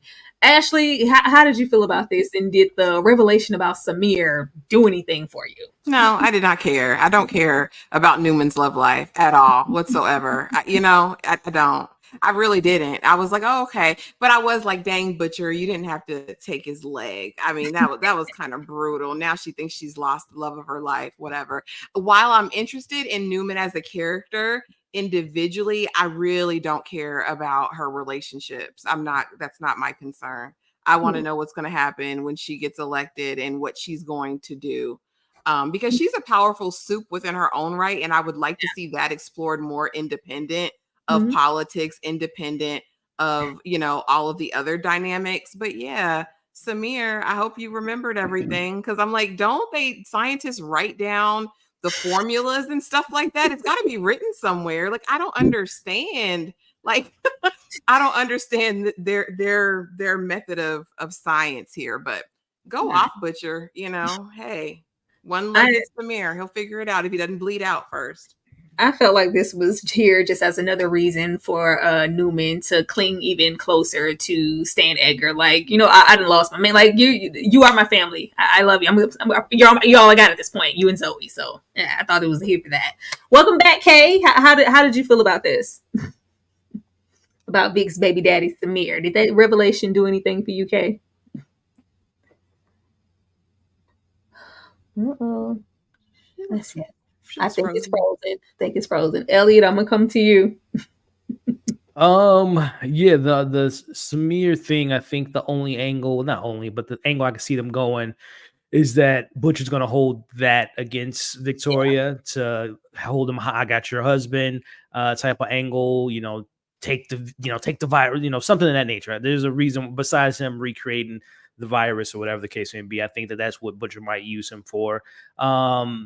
And there could be another angle. I don't know if Samir, obviously we didn't get this answer, but I'm curious to know if he's okay with the idea of Zoe being shot up with Compound V. I would feel like there would be some maybe a back and forth conversation or disagreement there. So I don't know if that's going to come back into play. He's going to find out his daughter, because that even makes it even more weirder that he would make something that can kill soups, knowing that his baby mama's a soup and his child's a soup. So that seems like a weird conflict of interest of him creating something that can kill two people that I would assume he loves. So yeah, I hope there's more to Samir.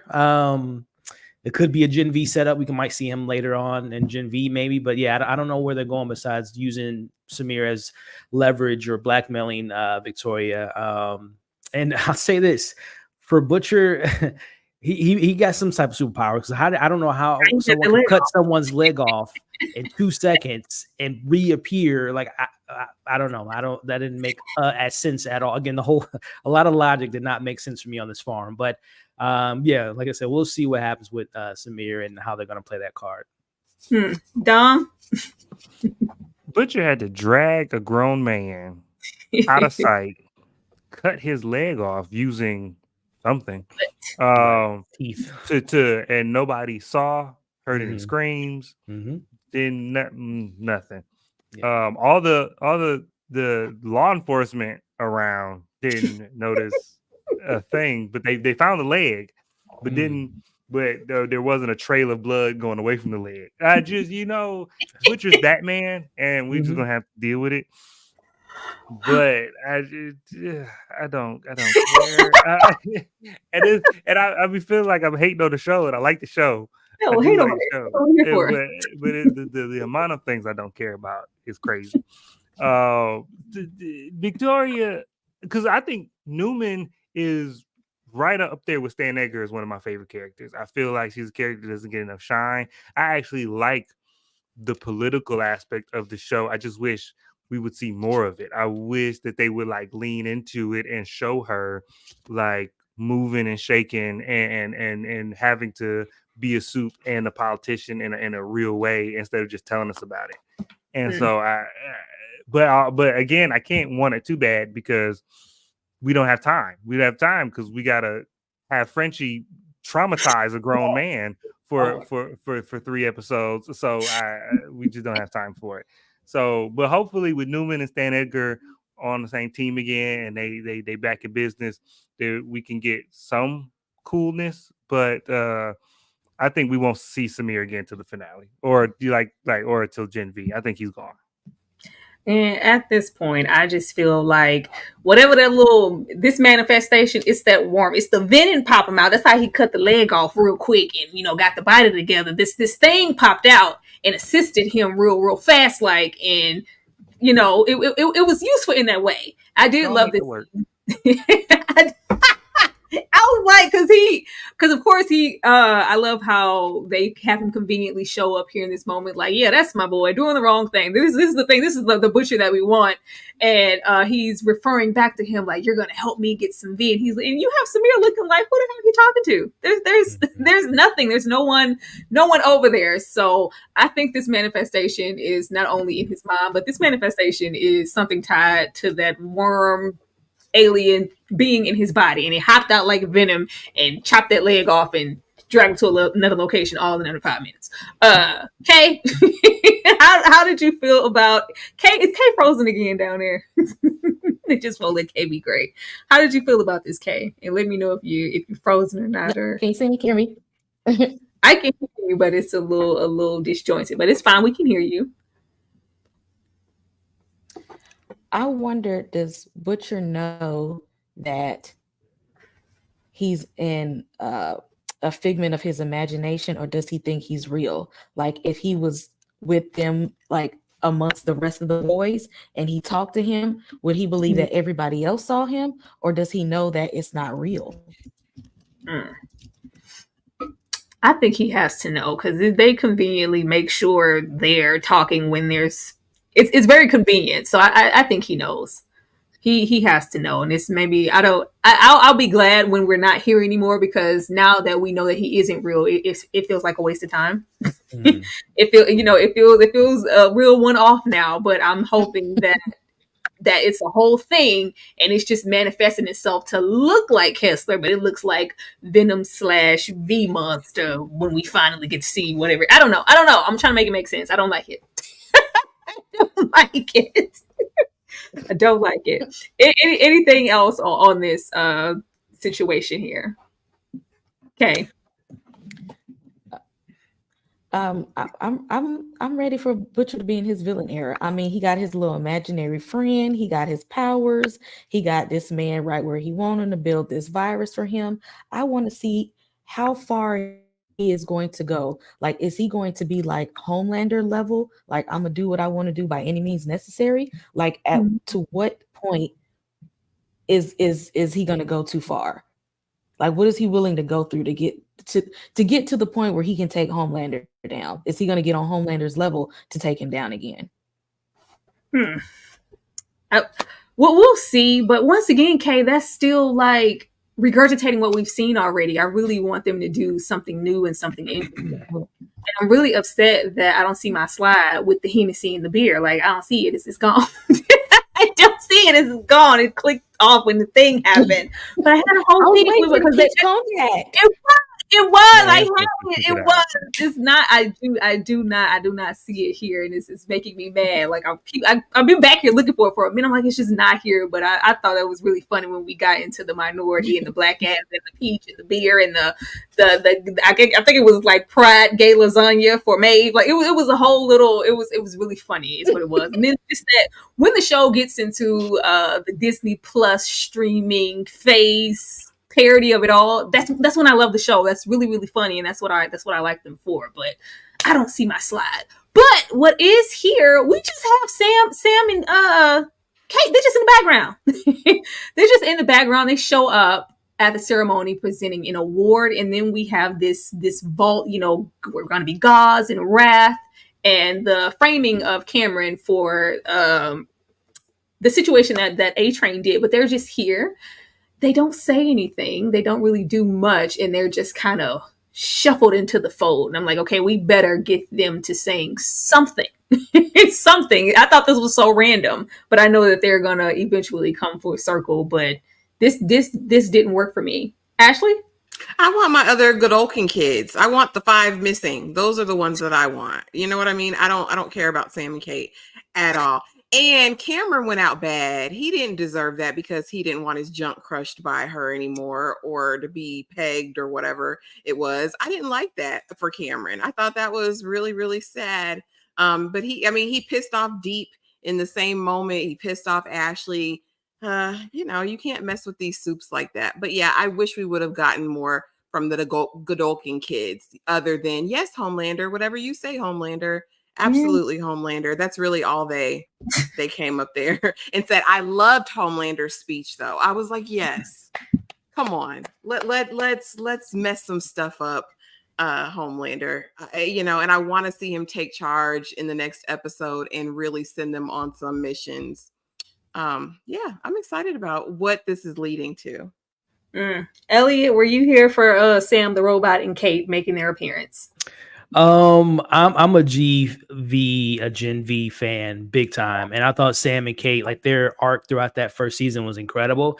Mm-hmm. So it broke my heart when they were just literally robots in this episode. Like it almost felt that they almost shot this. I feel like they shot this before they shot Gen V. I'm sure she's a soup. Her arm can regrow, but like her arm was back there. And then Sam was kind of in the same state of mind of like when he told her to remove all him caring and having feelings. Yeah. So it kind of played like, I think narratively, like we can play with that, but it didn't feel like they were them from Gen V. So again, I think they might've shot this either between shooting Gen V or shooting before the finale. Cause it just seemed off to me and it didn't even really serve a purpose besides Gen V season 2. We're going to see whatever ramifications that happen to the boys carry over to that show. But yeah, the Homelander speech, we knew it was coming. And those that are familiar with the comics kind of know where they're leading to. Of there's going to be a civil war of certain soups picking sides and fighting against each other. So that's definitely where they're leading to. And to Ashley's point, I think the rest of the Godolphin kids will come into fruition when that does happen, probably in the finale. And they did, and like someone mentioned in the comments, rest in peace to Chance who played in Gen V. They did confirm that they're going to write his character off and they're going to write it off that he died in world. So there might be some ramifications of how that plays into it all. So yeah, we'll see what happens with all of that. But Cameron had, when you talk to soups like that, Deep was happy about it. Ashley thought quick on her feet because that happened really quick for her. The A-Train to talk to her, for her to come up with the idea of planning. Which again is just like this is comic book stuff. I don't just let it go. How she was able to, I guess, make it frame him that he was talking to MM. But yeah. I hope the tower go. She might have frozen. And Ashley, you muted too. And I'm muted. Dom, do you want to go next? It was faltering. Oh man, Tyra's back?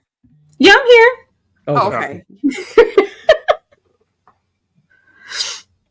No, go ahead, Dom. I heard Dom talking when I came back in. Oh yeah, no, I was just gonna say that I think that Sam and Kate plus 8 should have done something. Should have done something Oh, because to me it would have been a better reveal, because when you do crossovers like this, you don't want it to be so inside baseball that people who only watch The Boys don't understand. Yeah. But you do want it to be enticing enough that it might make them want to go watch it. Right. And so this didn't do that. This was like who are these random people? These random people. But if they brought Kate in here to use her powers, like specifically, you have It's a her game changer. Yeah, and then you just bring her behind the scenes, like, hey, I have this super powerful girl, and she uses her powers in some way, and then people watching is like, who is that? Well, watch her in Gen V. Like, that to me would have been a great thing, but just to have this cameo that was almost like a meta version of superhero cameos in the actual Marvel movies, because I'm like, you got these people in here not doing nothing. I'm like, why is Captain America randomly in a Thor 2? Just because he was on set, the actor was on set, so we shot him. That was.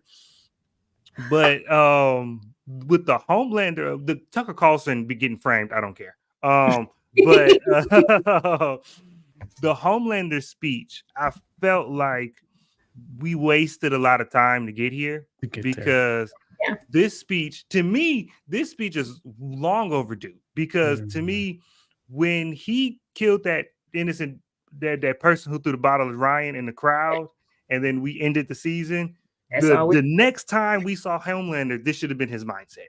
He should have been like, you know what? I'm tired of being a celebrity. And I want to just take over. So to me, the fact that we had to wait this long for him to make this determination it was just so we could get all the other pieces of the show in place, so when he does make this switch, everybody else is caught up. But he should have came into the season, to me, on this type of time. 100%. This baby, man. I thought, well, I was like, okay, well, they were just that award. She's definitely going to go and make Cameron, do something to himself, like just to show the range of her power. No, they were just literally standing there, but we can make time for the Deep to say he's going to go screw his wife. Like that's the type of stuff that annoys me with the show. Like we don't need that. We don't need the Deep doing nothing. We know he does nothing. Yeah. Kay, did you share your thoughts on this yet? Oh man, I'm wondering, like, when he told them to, like, pretty much go in on the guy, like, show out. Why are y'all just kicking and punching him like y'all ain't got superpowers? Like, I need to see some laser beams come out, do some fireworks and some mind stuff. I need to see him like floating in the air and whatnot, being split into different. Why are y'all like kicking and punching him like regular people? It's the worst. What was the reason for the whole God speech if y'all was just gonna be commoners? What was the reason? To Kay's point, and Dom, they should have, to bring Kate and Sam in the mix, Kate should have made him do something, and then Sam smash his head in to make it be like, oh, those kids are some next level stuff. That was so much it could do. That's what I wanted to see. That's what I thought. So I said something crazy is definitely Ted Knight is just here. Ted Knight at the meeting, he's there for the speech. Him and Sage are sharing thoughts. I was like, did this mean anything for any? Because I'm like, something's about to happen. Something's unfolding. They're putting something together for us, but it's just not coming together for me. Like, Ted Knight is just randomly here. He gets a lot of spots on a little V 52 Expo talking, and then he's just at the meeting here for the wrath and the gods among God situation. Did Ted Knight mean anything to anybody? Because he was there. I think he was there, like the other stuff we talked about. He was there, so it's not surprising when he shows up later. Because I think we talked about it a little earlier with Sage. I think her plan is part of her plan. I don't think it's her end game, but I think part of her plan involves taking over the Seven. And so I think she's going to maneuver herself to where she has leverage over everyone in the Seven, and manipulate them to do whatever her actual end game is. And I think Tech Knight is, going to play a part in it. But I think he was just in this episode. So then when he shows up in the next episode, we're like, oh yeah, that tracks. That's a sorry introduction, Dom. Anybody else on Tech Knight? I think he's there for Huey because wasn't that Huey's favorite suit before he actually knew who the suits really were? Yeah, it was. There for Huey to do what, Kay? I mean, I don't know. I don't know. They might cross paths or something. That was his favorite one. Oh, if we're gonna go way back there, they can throw that all away. Like, he has to serve some major purpose. It's just like all of these new faces were just in the room, like, okay, y'all, this is what we about to do. Like, we haven't seen these people at all. Like, what? Ashley? I mean, I think that Sister Sage is going to use whoever she needs to, right? And so, I mean, he's got credibility on his side and a history. And so I wouldn't be surprised if we see him again later. I kind of I'm on the side of Dom with this one, that let's introduce him now, right? And so when he comes back later on, it's not a surprise. Elliot? Yeah, no, I can. Yeah, they're gonna use Tech Knight again because if you're familiar with his somewhat origins or his comic character, he's gonna have a role in this. I would imagine probably even next episode. I would imagine because that whole scene with him and Sage, I think she's sharing maybe some of her grander plan to what she wants to do, and I think Dom is kind of on the right path of like her building her own little secret team, her secret Dark Avengers to the Allah 7. So yeah, I think we're gonna get more of him because I mean, besides his whole, having intercourse with any holes he comes across. Because that's the only thing I know him for. Yeah, no, he's a cool character. Yes, don't even mention he's like a mix between Iron Man and Batman and like Sherlock Holmes. So he's a very valuable soup who can get valuable information out of anyone with his skill set. So I think he's gonna be someone that we can anticipate seeing sooner rather than later. And I wouldn't be surprised if it's next week. I wish they would have introduced him better because I just like, this is so random and so dry. I just knew that Kate was finna whip them powers out, and no, it did not give any of that. Oh, where's Colin? Frenchie's guilt, ignoring Kimiko, turning himself in. Drugs all out in the open. Some sins can and shouldn't be forgiven. I think we're all in agreement that nobody cared for any of this.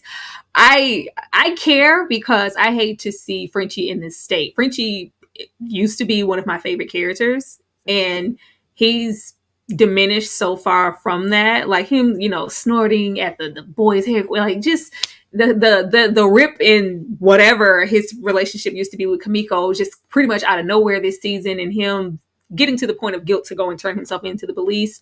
I just like, okay, where are we going with this? I'm really not here for Frenchie's situation.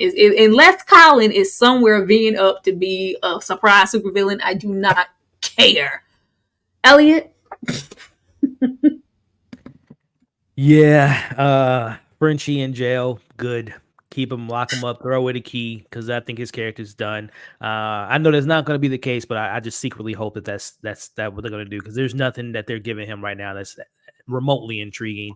Something of them going to jail. Only thing I can think of is Kimiko breaking them out, and that being, obviously someone working with the boys, and now the boys are, because obviously they're in the good graces of the CIA, but now you have one of your members breaking people out of prison that can maybe cause some conflict. But outside of that, I really hope we don't see Colin again.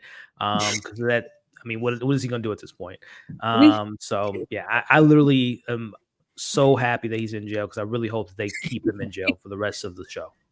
I would love that too, Elliot, but we spend so much time invested in guilt and Colin's little argument. We did a whole Batman montage for they should have had some crows drop on the ground for Colin at this point. The way they were going, like it was right. Just that much lingering in it. So I'm like, he has to be a factor somewhere. Dom? The boys so Frenchie has changed as a character, just as a fundamental character for me, because the boys to me has had two categories of characters in the sense of like they've had characters who have done horrible things and then they have horrible people. And a lot of times you have the struggle between the two, and the individual characters try and struggle to figure out where they fit on that spectrum. And most of the boys have been people who have done horrible things, but at their core are not horrible people. Frenchie's a horrible person. Frenchie's a horrible person. Mhm. And he's right. There are some things that you cannot be forgiven for. And what he did to Colin is morally reprehensible. And so the idea that, so now I'm definitely with Elliot that I wish he would just stay in jail for the rest of the season. He won't. But now he has to die. He's got to die. And because that's the only redemption possible for him is like self-sacrifice. But we don't need to see Colin again because Colin only served to show how deep his guilt was. And we see how deep his guilt was. His guilt is so deep that that traumatizing a whole adult is ancillary to how much guilt he feels. And so he has to die. And I will not mourn him. Oh, look at Swipe Lee down here. Asking questions the boys are not presented to answer at this moment. Wouldn't Tech Knight know A-Train was uncomfortable? Swipe Lee, we ain't even gonna go there. That the Tech Knight, that's what I'm saying. His introduction brings up so many questions, like because I don't know about the Batman. I don't know the width of his powers, but He's badass. He's a I know. I saw the sense, him reading, emotions and knowing, his capability bets a lot of questions that the boys are not ready to answer with his introduction right now in the show. He wasn't thinking about it at that time. That's all I can give. Okay. He went on the clock. My only thing is with Frenchie turning himself in, is this going to fall back on the boys? Because with all the stuff that he's done, they're going to know that he didn't do it alone. Like they're going to want to know, who are your accomplices? Who else was there? Who are you around? And I think if him turning himself in to the boy, turning himself in and it fall back on Butcher and them, he really do got to die. Because why would you do that knowing that you're working with a whole lot of other people doing some illegal stuff? You taking everybody down with you at this point. Oh, I don't know. I just assumed he was going to lead the boys out and talk about all the stuff he did for that mafia woman. Yeah, that's what I thought. I thought he was just going to confess to the stuff he did as an assassin. Ashley?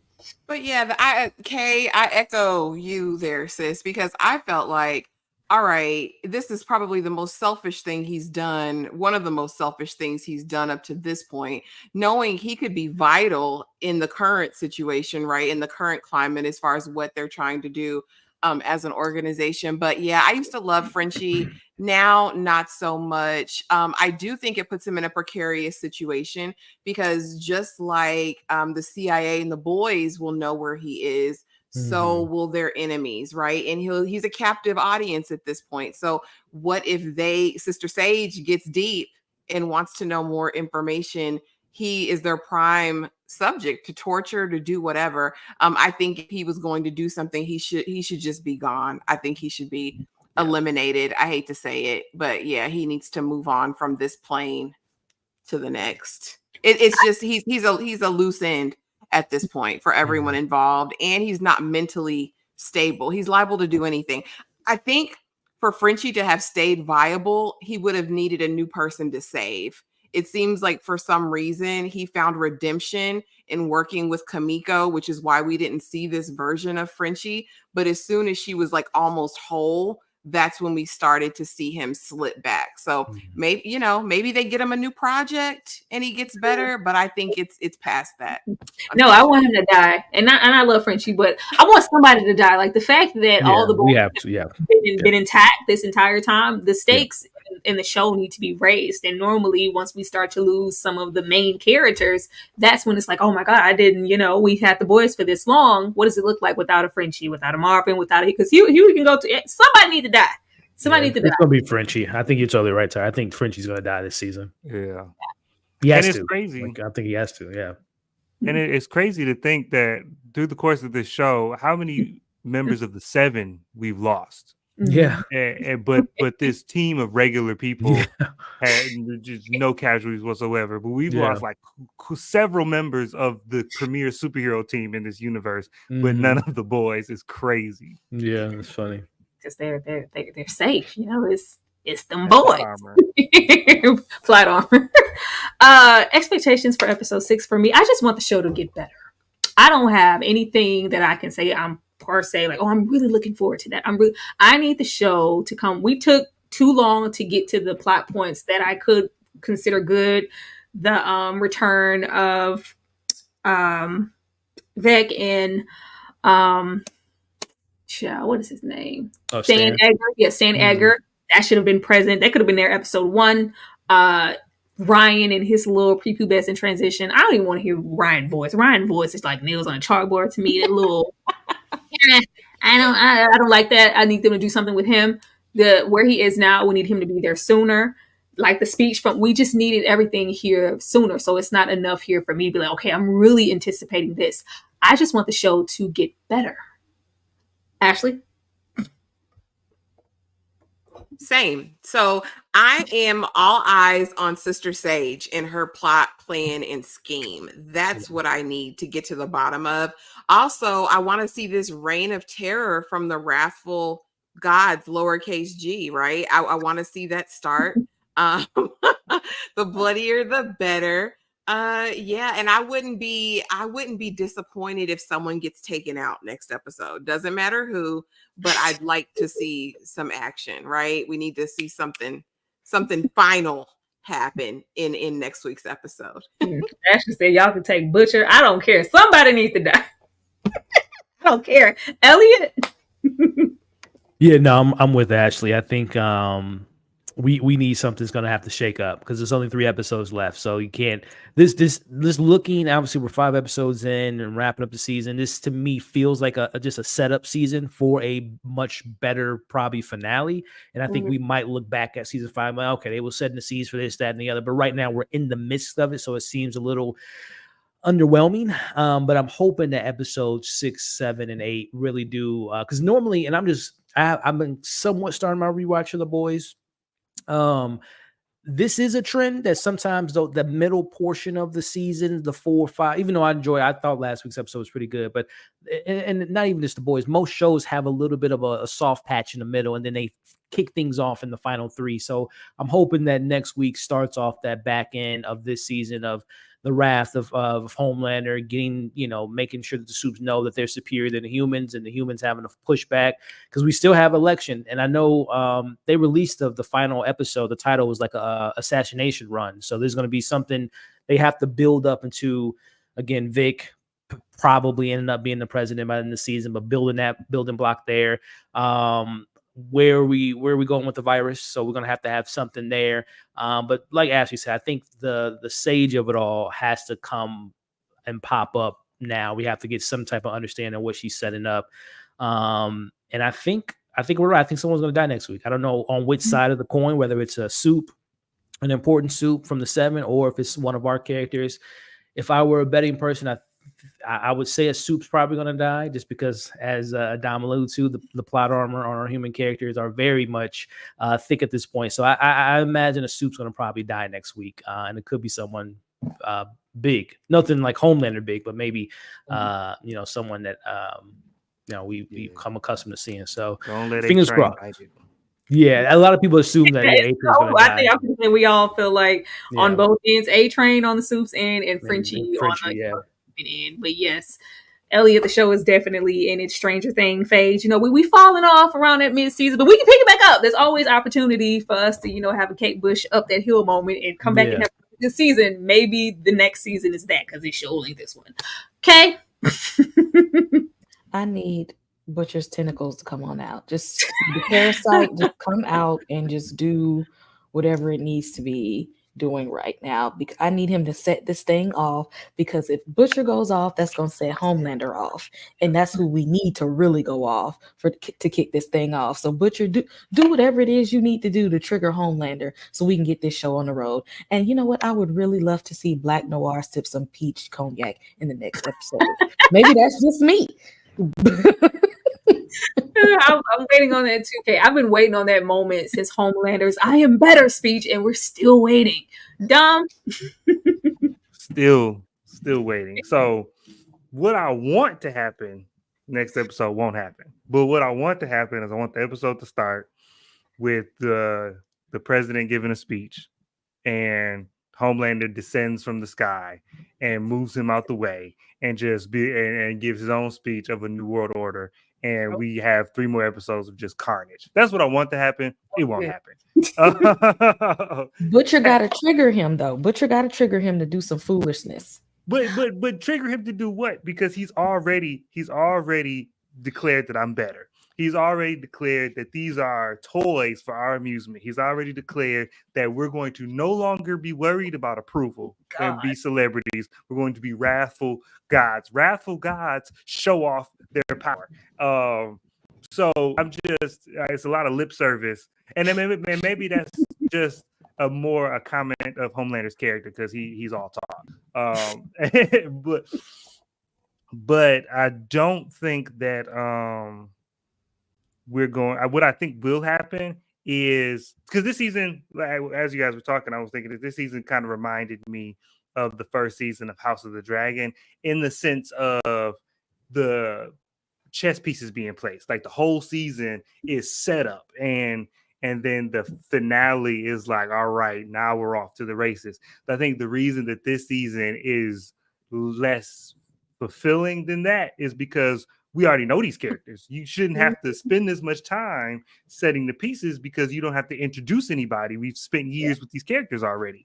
And so so in that way, I think that's why it's not connecting with me. And we have so many irons in the fire. So what I want next episode to do is kind of streamline the plot lines a little bit, get everybody together, trim some of the fat, and some of these errant plot lines, either cross them over or cut them off. So we can kind of have a straightforward focus to the finale, and we can use this runtime more effectively. But that's it. That's all I want. Not even that dumb. Gen V was a really good show. Gen V was really good. Anytime a show like does a one-off, spin-off, universe, sometimes it's really weak and it's just like, oh, wow, it was really good. So I think my anticipation was like, oh, if y'all tying that together and we did this with Gen V, whenever The Boys comes back, it's gonna be really, really good. And I'm just like, what? This is what? Oh, I was sadly mistaken. Are any of you all DC fans, like the CW DC fans? Y'all used to watch Flash or Arrow and any of that?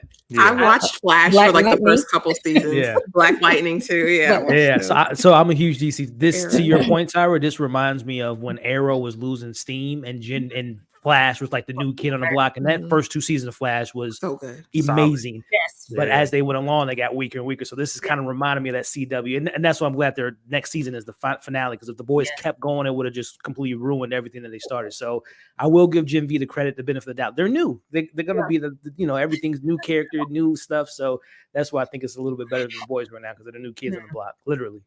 It's good. It's good. They set the stakes high because they got me all invested. I'm sorry, like because I was seeing some one-off like, oh, we're gonna expand the universe, and it was trash. Like this is terrible. Like sometimes it cheapens the effect of what we already got, but I was like, oh, Gen V is about to come with the Boys, and it's gonna be like the most amazing season ever. I guess they were talking about season 5, but we are wrapping it up. Let me show you guys some love one more time for engaging with us in the chat, supporting us, liking us on our platforms, liking our videos, anticipating what we have coming up, and leaving those good old comments. We are going to be right back, and everybody's going to let you know what's going on their channel and where you can go to find them.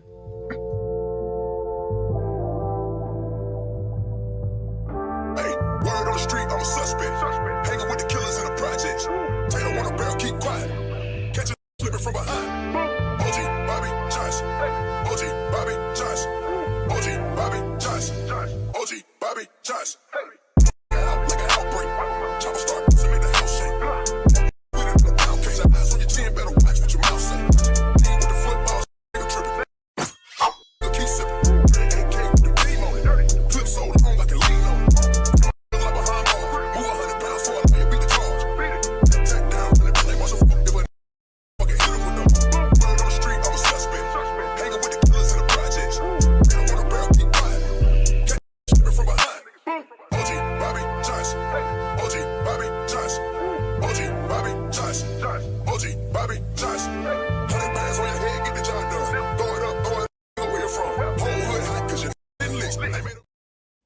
Child, y'all know I make my little montage, my little dance breaks before I watch the episodes. Like I'm gonna have to change Homelander. He's not giving OG Bobby Johnson this season. Like it's just I thought he was gonna go off this season and it was gonna be real heated out here in these streets. It's not. He gonna get something else. He gonna get some Beyonce or something because it's weak. It's been weak. Stop talking to me about it. I am gonna come to Elliot first to let you guys know where you can go to find him and what he maybe has coming up on his channel. Go ahead, Elliot. Yeah, well, Tyra, thank you for having me on once again. Shout out to Ashley, Dom, and Kay. Yeah, you guys can find me here on YouTube. You know, today I dropped a review for A Quiet Place Day 1. What else do we have? You know, I had my review for The Boys earlier this week. And I am, if you guys watch The Bear, it's one of my favorite shows on TV.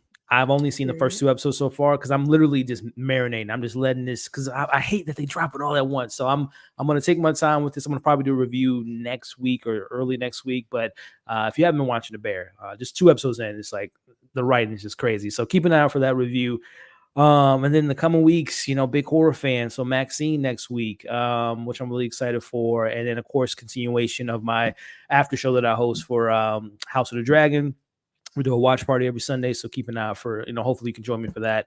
But again, Tyra, thank you for having me on, and fingers crossed that next week's episode is fire. Something better happen, because damn. Thank you so much. Thank you so much for that, Elliot. Once again, you guys, this is what Elliot's channel looks like, and he is like this close to 65K. Go and support him and get him there. Like, it don't happen by itself, y'all. We need a little help. Ashley, with the Sweet Perspective, I'm gonna come to you next. Let the people know what you got going on, because I'm coming over there for The Bear. I'm almost done with season 2. I need to get over there to season 3 because now I'm invested. I'm there. I'm with you now. Go ahead, Ashley. I told you, friend. I told you. The Bear is one of my favorite watches. It's beautiful storytelling. Just had to put it out there. Okay. Anyway, everything is coming on the channel. I did my The Boys review recap. You can listen to that. I did a rant for the Shy season finale because it thoroughly pissed me off. Tomorrow I have a live for Ghost and the Shy, and then the finale.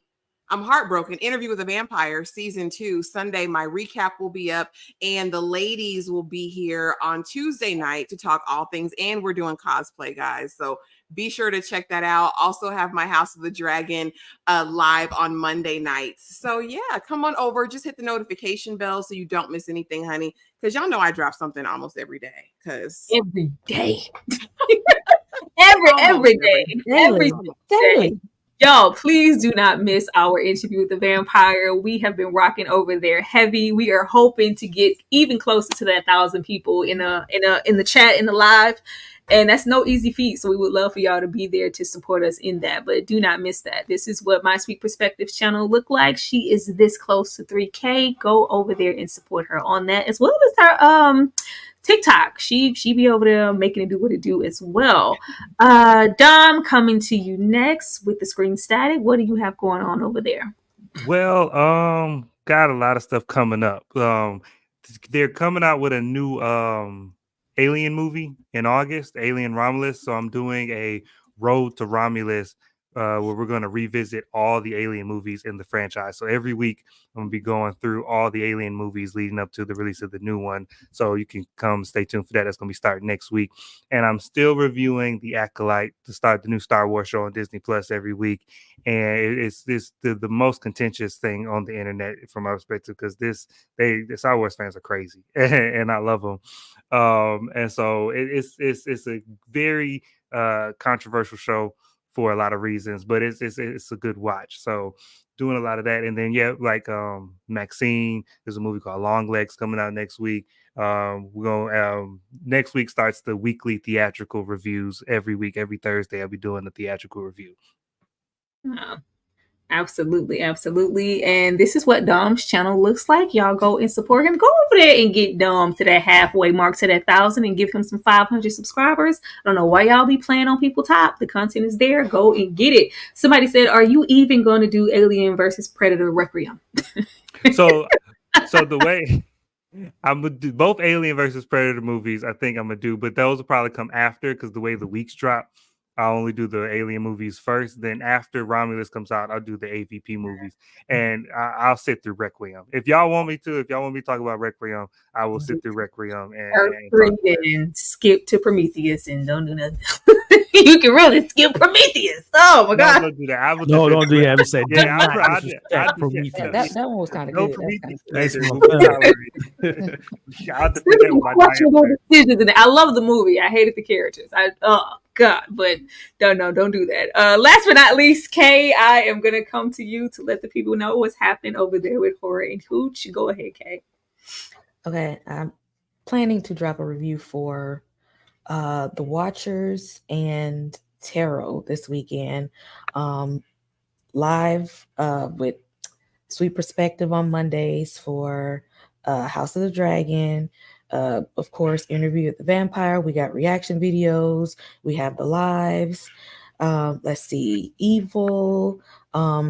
I'm probably going to do A Quiet Place. I'm trying to see what the reviews are looking like before I watch it myself, but I'm probably going to watch it and review it anyway. So all the horror stuff, all the sci-fi stuff, all the superhero stuff, go ahead and hit that subscribe button. If you're a nerd like me, if you're a blurred, you like horror, you like superhero stuff, old school, new school, go ahead and hit subscribe button. All the stuff. I'm here. Oh Lord, I'm looking at them chats. Y'all ain't like it. Y'all said it about Prometheus, and I'll say it again. I'll say it again. Like, I loved a lot of stuff about Prometheus. Some stuff, just grinds my gears, as Peter Griffin would say, but it's not at all a bad. I was joking about skipping it, but it's definitely not my favorite in the franchise. It is pretty good though. Pretty good. Could have been amazing though. But that's everything, y'all. That is everything. Please be sure you guys pop in with us Tuesday. We are really excited. I can't wait to see everybody's cosplay and costume because I know it's going to be a hot, funny mess. I'm really looking forward to that. And I will also be on King Nikki's TV channel tomorrow. We'll be there. Yeah, we're gonna be talking a whole lot of horror and some other good things. So I will definitely be posting that as soon as we get off of there. But we will see you guys next week for episode 6, and I will be saying a silent prayer. That the show, I hope it's so good, and it's just like, just shut me up. I would love to shut up and be wrong and be like, you know what? I was soaking. I was giving y'all hate. This was incredible. I don't think they're gonna do that, but I can always hope. But we will definitely see you guys next week to talk episode 6 of The Boys, and we thank you guys for being there. Good night, y'all.